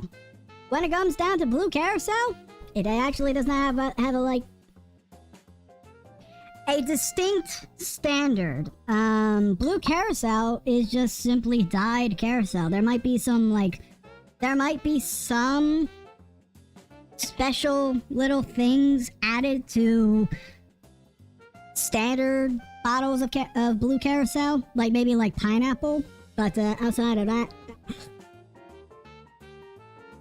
sorry, I was trying to trying to lick some cream from my jig. But no, when it comes down to Curacao, or at least Blue Curacao, it's just simply dyed. There's nothing 100%. There isn't always something special about Blue Curacao. It's just pretty looking. Unfortunately for my Curacao, because it's actually just my dyed triple sec, which in this case is just going to be blue triple sec, unfortunately, which kind of is what most commercially or widely used blue Curacaos are.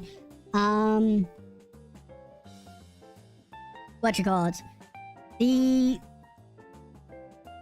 problem I have, at least, is that it's inherently dark. My triple sec is dark because of the terminato sugar I used to sweeten it. In this case, it's dark also because I had to add blue dye to it, and one droplet really went to town to make a on my end. It's blue. It's a dark or deep blue, which can only be actually seen as blue in the light. But on your guys' end, it's gonna be red or it's gonna be black. It's kind of unfortunate. I was hoping for it to be around here, but I guess you can't really beat factory made or factory precise ratios, you know? But anyway. So generally speaking, I actually don't know a lot about a lot of Phase Connect members. I especially do not know a lot about Sheena, which is the Vtuber that this drink is inspired by. Which in our case is Meemaw juice, which translates simply to that of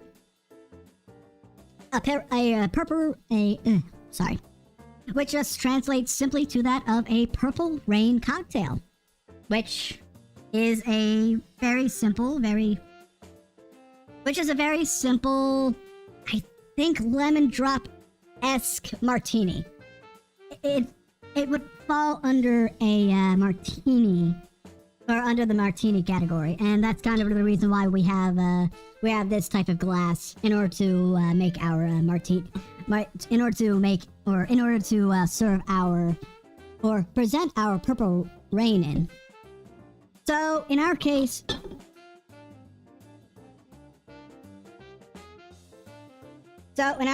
We're going to be combining... Give me a moment while I find the recipe again. Found it. In our case, we're going to be filling up again We're going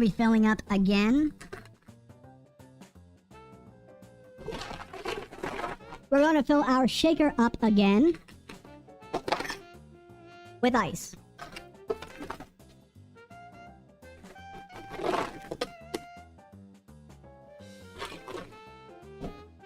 In my case, it's gonna be simple. It's gonna be like 2 scoops. Actually, this is too full. This is too full for ice.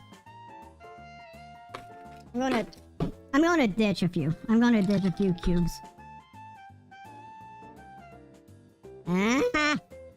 I want to see what everybody's doing in chat. Thank you very much. Catching up on that. Hope you're okay. Oh, thank you very much, our local Russian friend.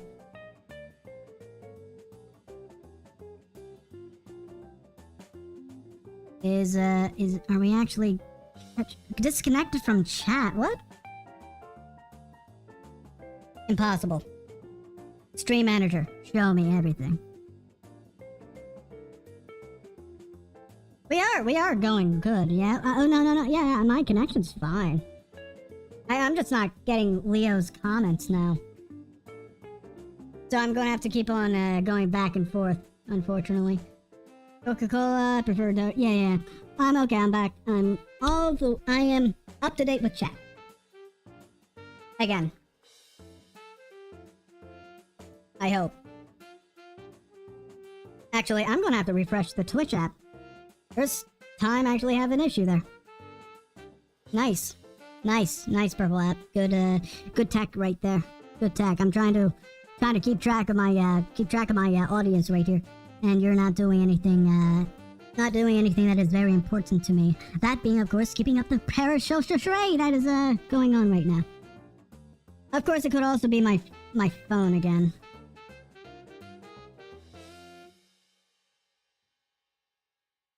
Needing to disconnect and reconnect. Plug in, plug out. Come on, connect, you bastard.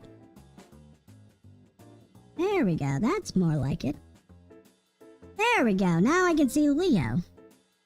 Does that mean I'm going to be able to see our local Russian friend? I understand I'm using local Russian friend, but understand I also can't speak Skrillex very well.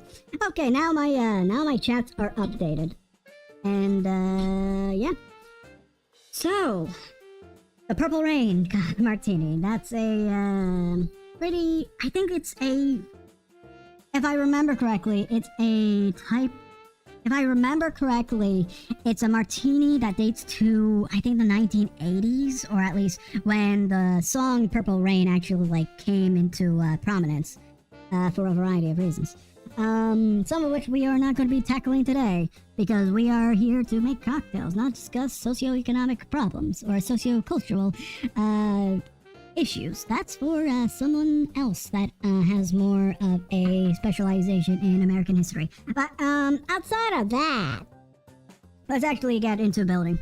So in order to make your Meemaw juice, you're gonna have to get 2 ounces of vodka. I understand I'm pulling back out my Smirnoff over and over again, but please understand, I'm a little tipsy right now. I should not be a lightweight. Considering how much I have drank in my life. But no, 2 ounces of the vodka of your choice. Again, I'm working with Smirnoff, and because this is going to be our last cocktail for tonight, I'm going to put away our Smirnoff right there. next we're going to be adding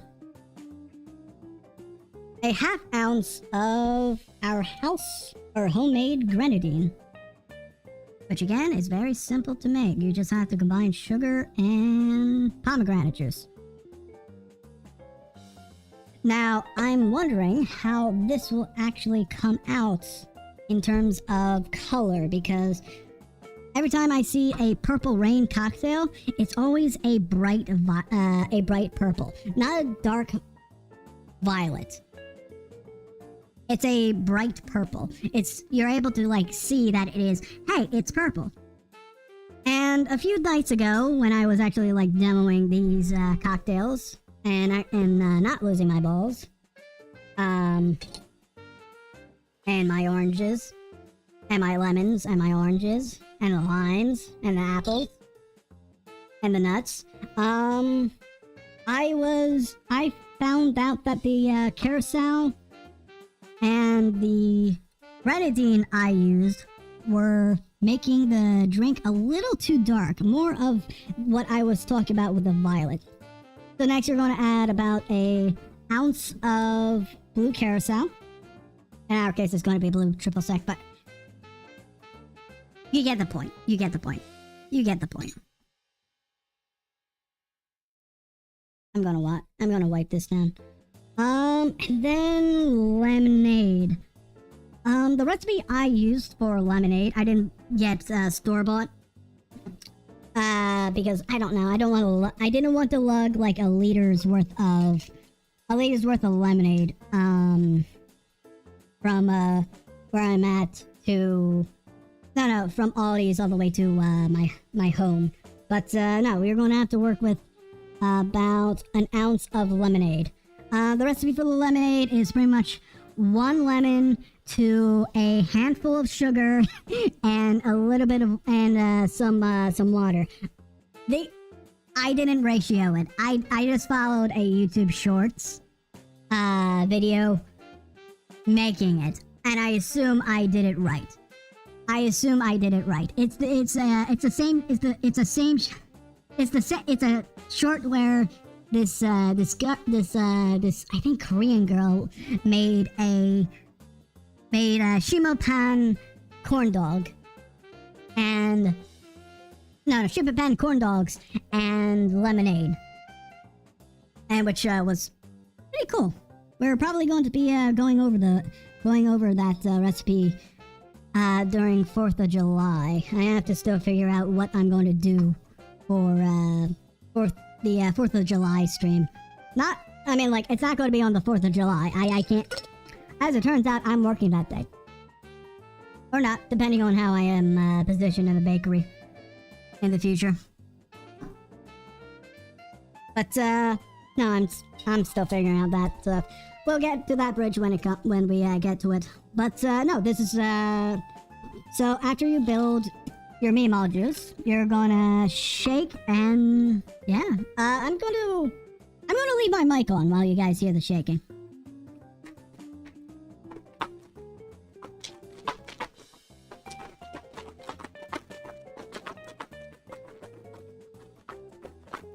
And maybe, just maybe, it actually it's not actually as bad as I am estimating it to be within your eardrums right now.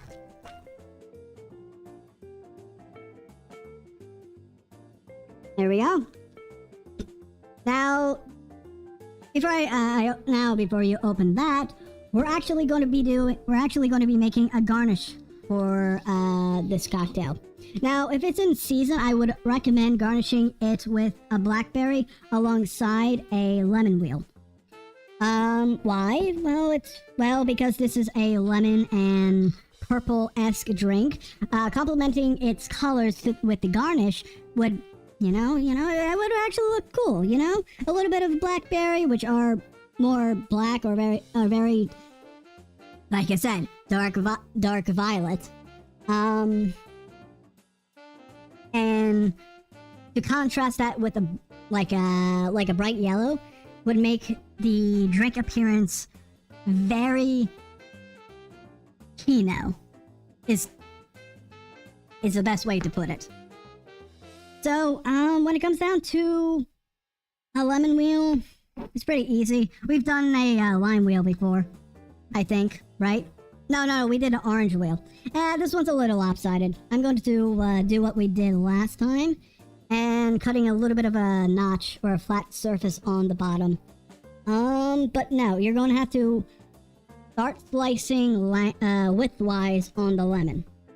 Actually, this one's kind of hollow right now. I'm a little iffy with making it a thin lemon wheel. So we'll work with that. So yeah, you're going to slice it widthwise until you produce a very consistently not what trying to parse the words together. Put the words together. Come on, Himm, you can do it. Come on, Himm, you can do it. You can do it. No, what you're gonna do... I just had a memory today from Schneider, or something Schneider, whatever was on Twitter recently, about that actor that was only remembered by "You can do it" in every single Adam Sandler movie he starred in, or at least was a support actor in. Anyway. But again, you're gonna slice a lemon widthwise until you pretty much make a lemon slice. And in order for it to fit on the glass, I'm kind of iffy with this. We're going to go back to this one, the lopsided one. And we're going to be just cutting it right here. And what you want to do is probably cut through the actual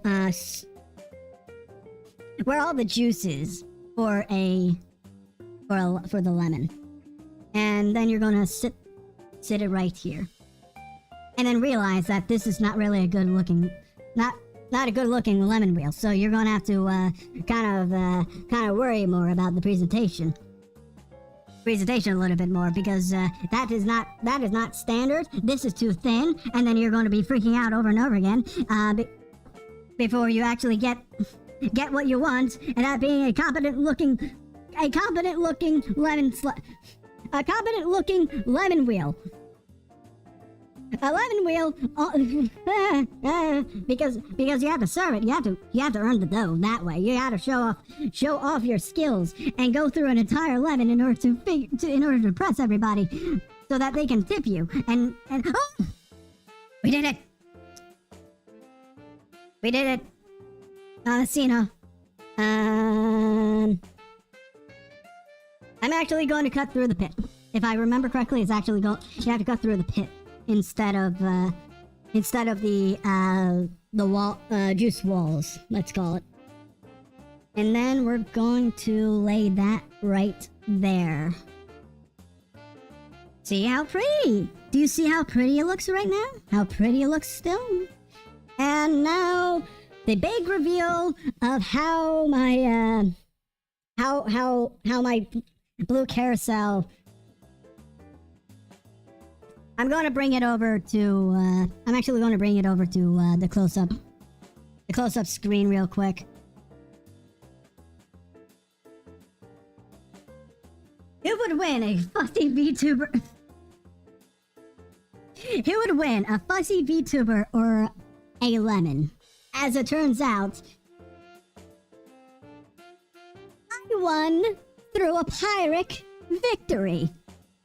So take that, lemon.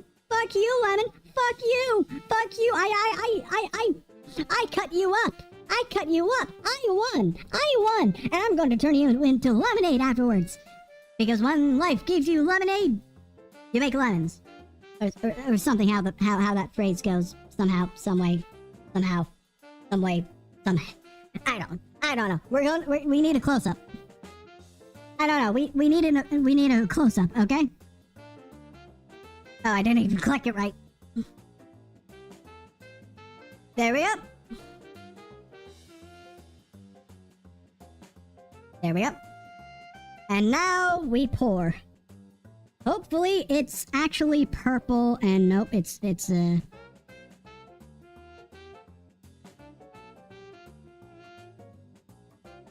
the thing. On your screen, it's blue. To me, it's no. On your screen, it kind of looks purple. But if I show you guys, if I show you guys right, with a little bit of light shining through it, you can see that it's more of a blue.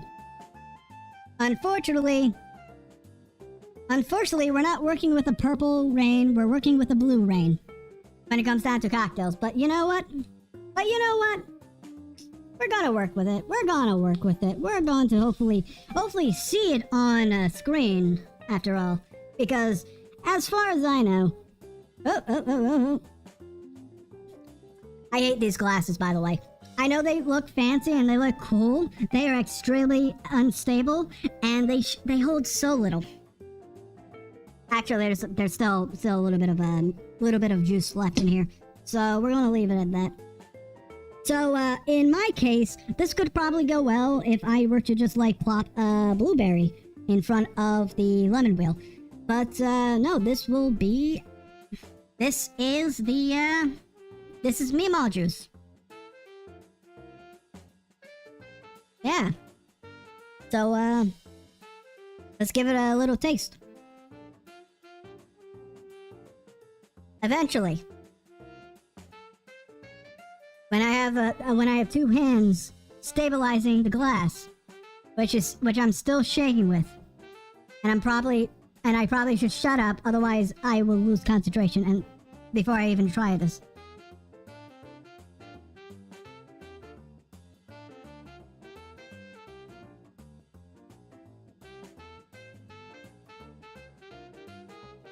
Alright. That's weird. That's weird. Oh, no. Okay, I just remembered. You see, when I first made, like, Meemaw juice, or, like, demoing this stuff, I used lemon juice instead of lemonade.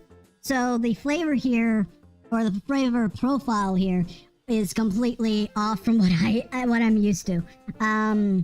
Because I had to replace, and actually no, I realized I had to use lemonade instead of lemon juice for this. I was mixing up the bubblegum vodka martini with the ingredients of Meemaw juice, but outside of that, it's pretty good. It definitely has a strong grenadine flavor because of, well, grenadine. The blue carousel is working... No. The blue triple sec is working its magic as a nice citrusy bump. But I have to say, if you want to make this, I would highly recommend using lemon juice instead of lemonade, solely because it will actually balance out the sweetness from the grenadine and carousel if you're using blue carousel, or triple sec in my case. No, yeah, this is, it's a decent drink. If you're a big fan of sweet drinks, this would definitely be a, chug. I might actually do it at the end of the stream. I don't know, maybe. I'm planning on drinking these, tonight, or at least, tomorrow night. No. If you like somewhat of a citrusy or lemonade-esque type of berry juice, I would highly recommend it. I think this definitely encapsulates who Meemaw is, and that being actually, I can't really pass judgment on Sheena. I don't know. I don't watch Sheena. All I care about is Pippa, as you can see here with this homemade standee slash as you can see with this homemade standee slash jig that I cobbled together today. I always prefer Pippa over any other of the phase girls. Like, for example, like the way I view things is that H2O Sakana, that's his name, is a manager on the on the cusp of going insane and being devoured by his talents. And then I see Pippa as my mainstay, as my Oshi, if you will. Followed by Tenma as the side character in the Face Connect world, so to speak. Because, well, she's pretty fucking dank. She's pretty fucking base, not gonna lie. She's pretty fucking cool. In a like, I don't know, like in an internet personality / parasocial way. And she's fucking crazy. I mean, like, I watched her, show. I watched her, guest appearance on Onigiri's, cooking stream last night, actually, while I was, like, getting through coloring this little, standee. Yeah, no, I was watching her, and I realized that, wow, I sense some, like, strong 4chan energy right there, and as a former lurker on said site, yeah, it's a thing. And by the way, when I say lurker on said site, I wasn't going into poll. I despise that place. Anyway, CK, I gotta say, /CK was a absolute great source for pies. They just provided absolutely great pie recipes, for they were the bomb at parties. But anyway, outside of like background lore, whatever you want to call it, or like internet search history or exploration, whatever, that's pretty much it for tonight when it comes down to the face cocktails. I know for a fact that Runie Rose has 2 more recipes in her stream. Oh, sorry. That involved white chocolate liqueur. Unfortunately, I wasn't able to get around to that.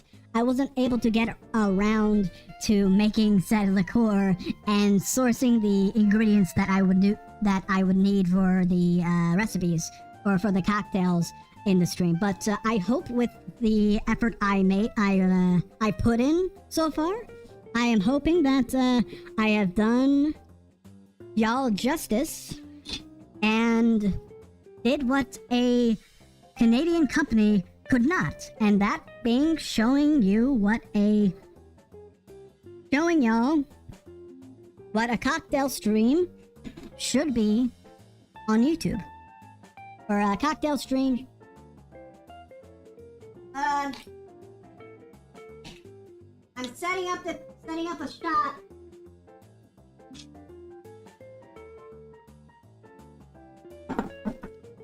Showing y'all how a cocktail stream should look or do or be. I mean, like, as far as I know, judging from my now it's of course a surface level glance or like cursory research on VTubers doing cocktail streams.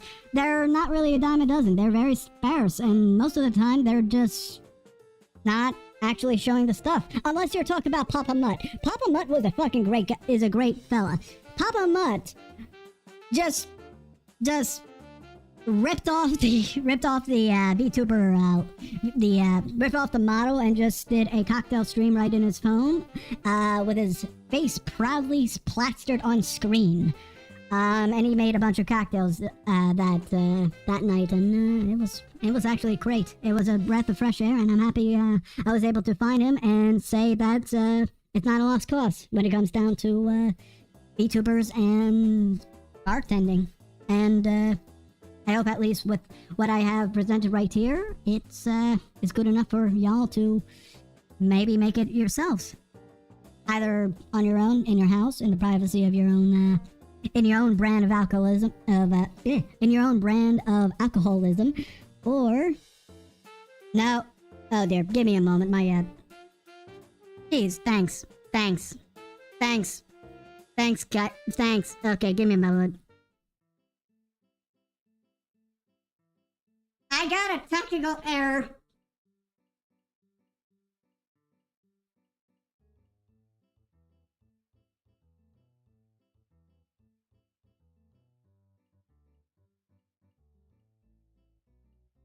Come on.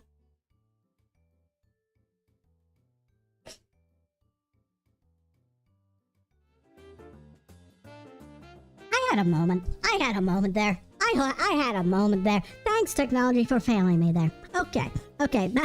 I guess somewhat back to the top. Anyway, I am hoping that y'all can enjoy these cocktails on your own time, or even on your own streams if you ever want to go into this into content creation. Now, ultimately, what I'm doing right here is going to cost a lot, pretty penny. So I would highly recommend, if you want to do cocktail streams, do a simple setup at home, and probably even a hand cam. Just do a hand cam stream if you ever actually want to go into this creator nonsense and stress-filled environment that content production has to be. But I'm hoping that you could nonetheless still enjoy these rich recipes and these rich experiences with not only yourselves, but also with the people around you, and tell the various stories that it makes cocktails and drinks, or just makes drinks in general, or just drinking in general, worth the poison.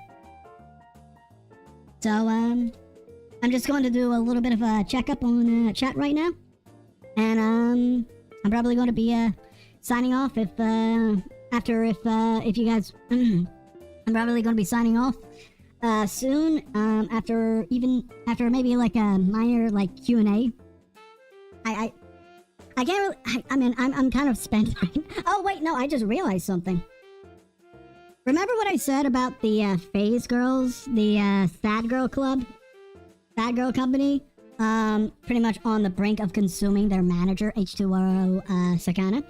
I'll be back with the salmon real quick, in order to properly, like, show you guys a little bit of a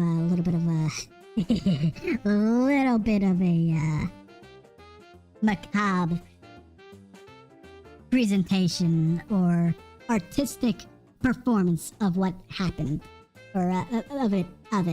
So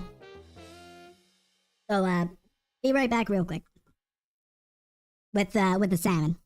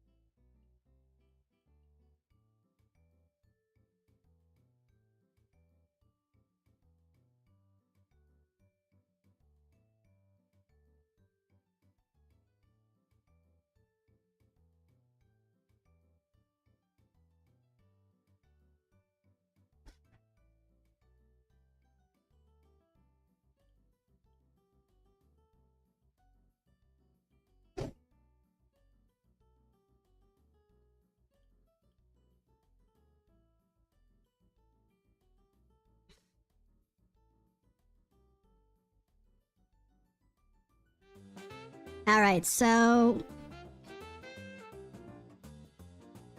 I think I can ditch the, yeah, I can ditch that. I can ditch the, massive stainless steel, hand that my mother gave me before I moved out of, my house. Moved out of her house, but, no, I am hoping, ooh.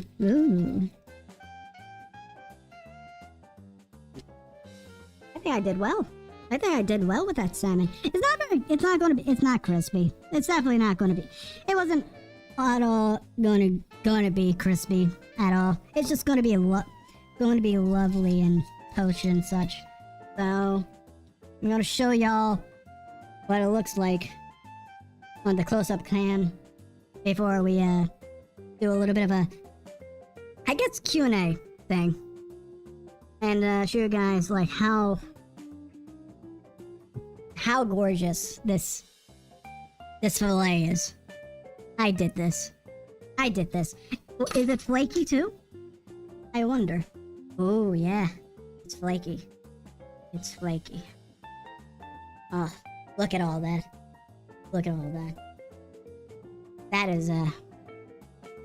is good. That looks lovely. And not raw. It's not raw.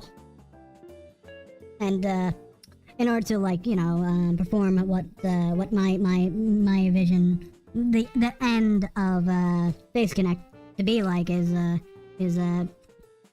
taking a handful of, Sakana's guts and letting the girls, feast on it. Did I ruin the filet? Yeah, I just ruined the filet. I get it. Okay, that was a bad choice. Bad decision on my end.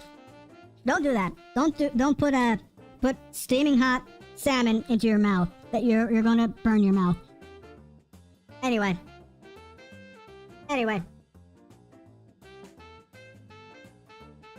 Let's actually catch up with chat right now. And make sure y'all are tended to before I sign off here. And mix this up with the rice I made in the morning. Fried sakana. Baked sakana, unfortunately, but you know what?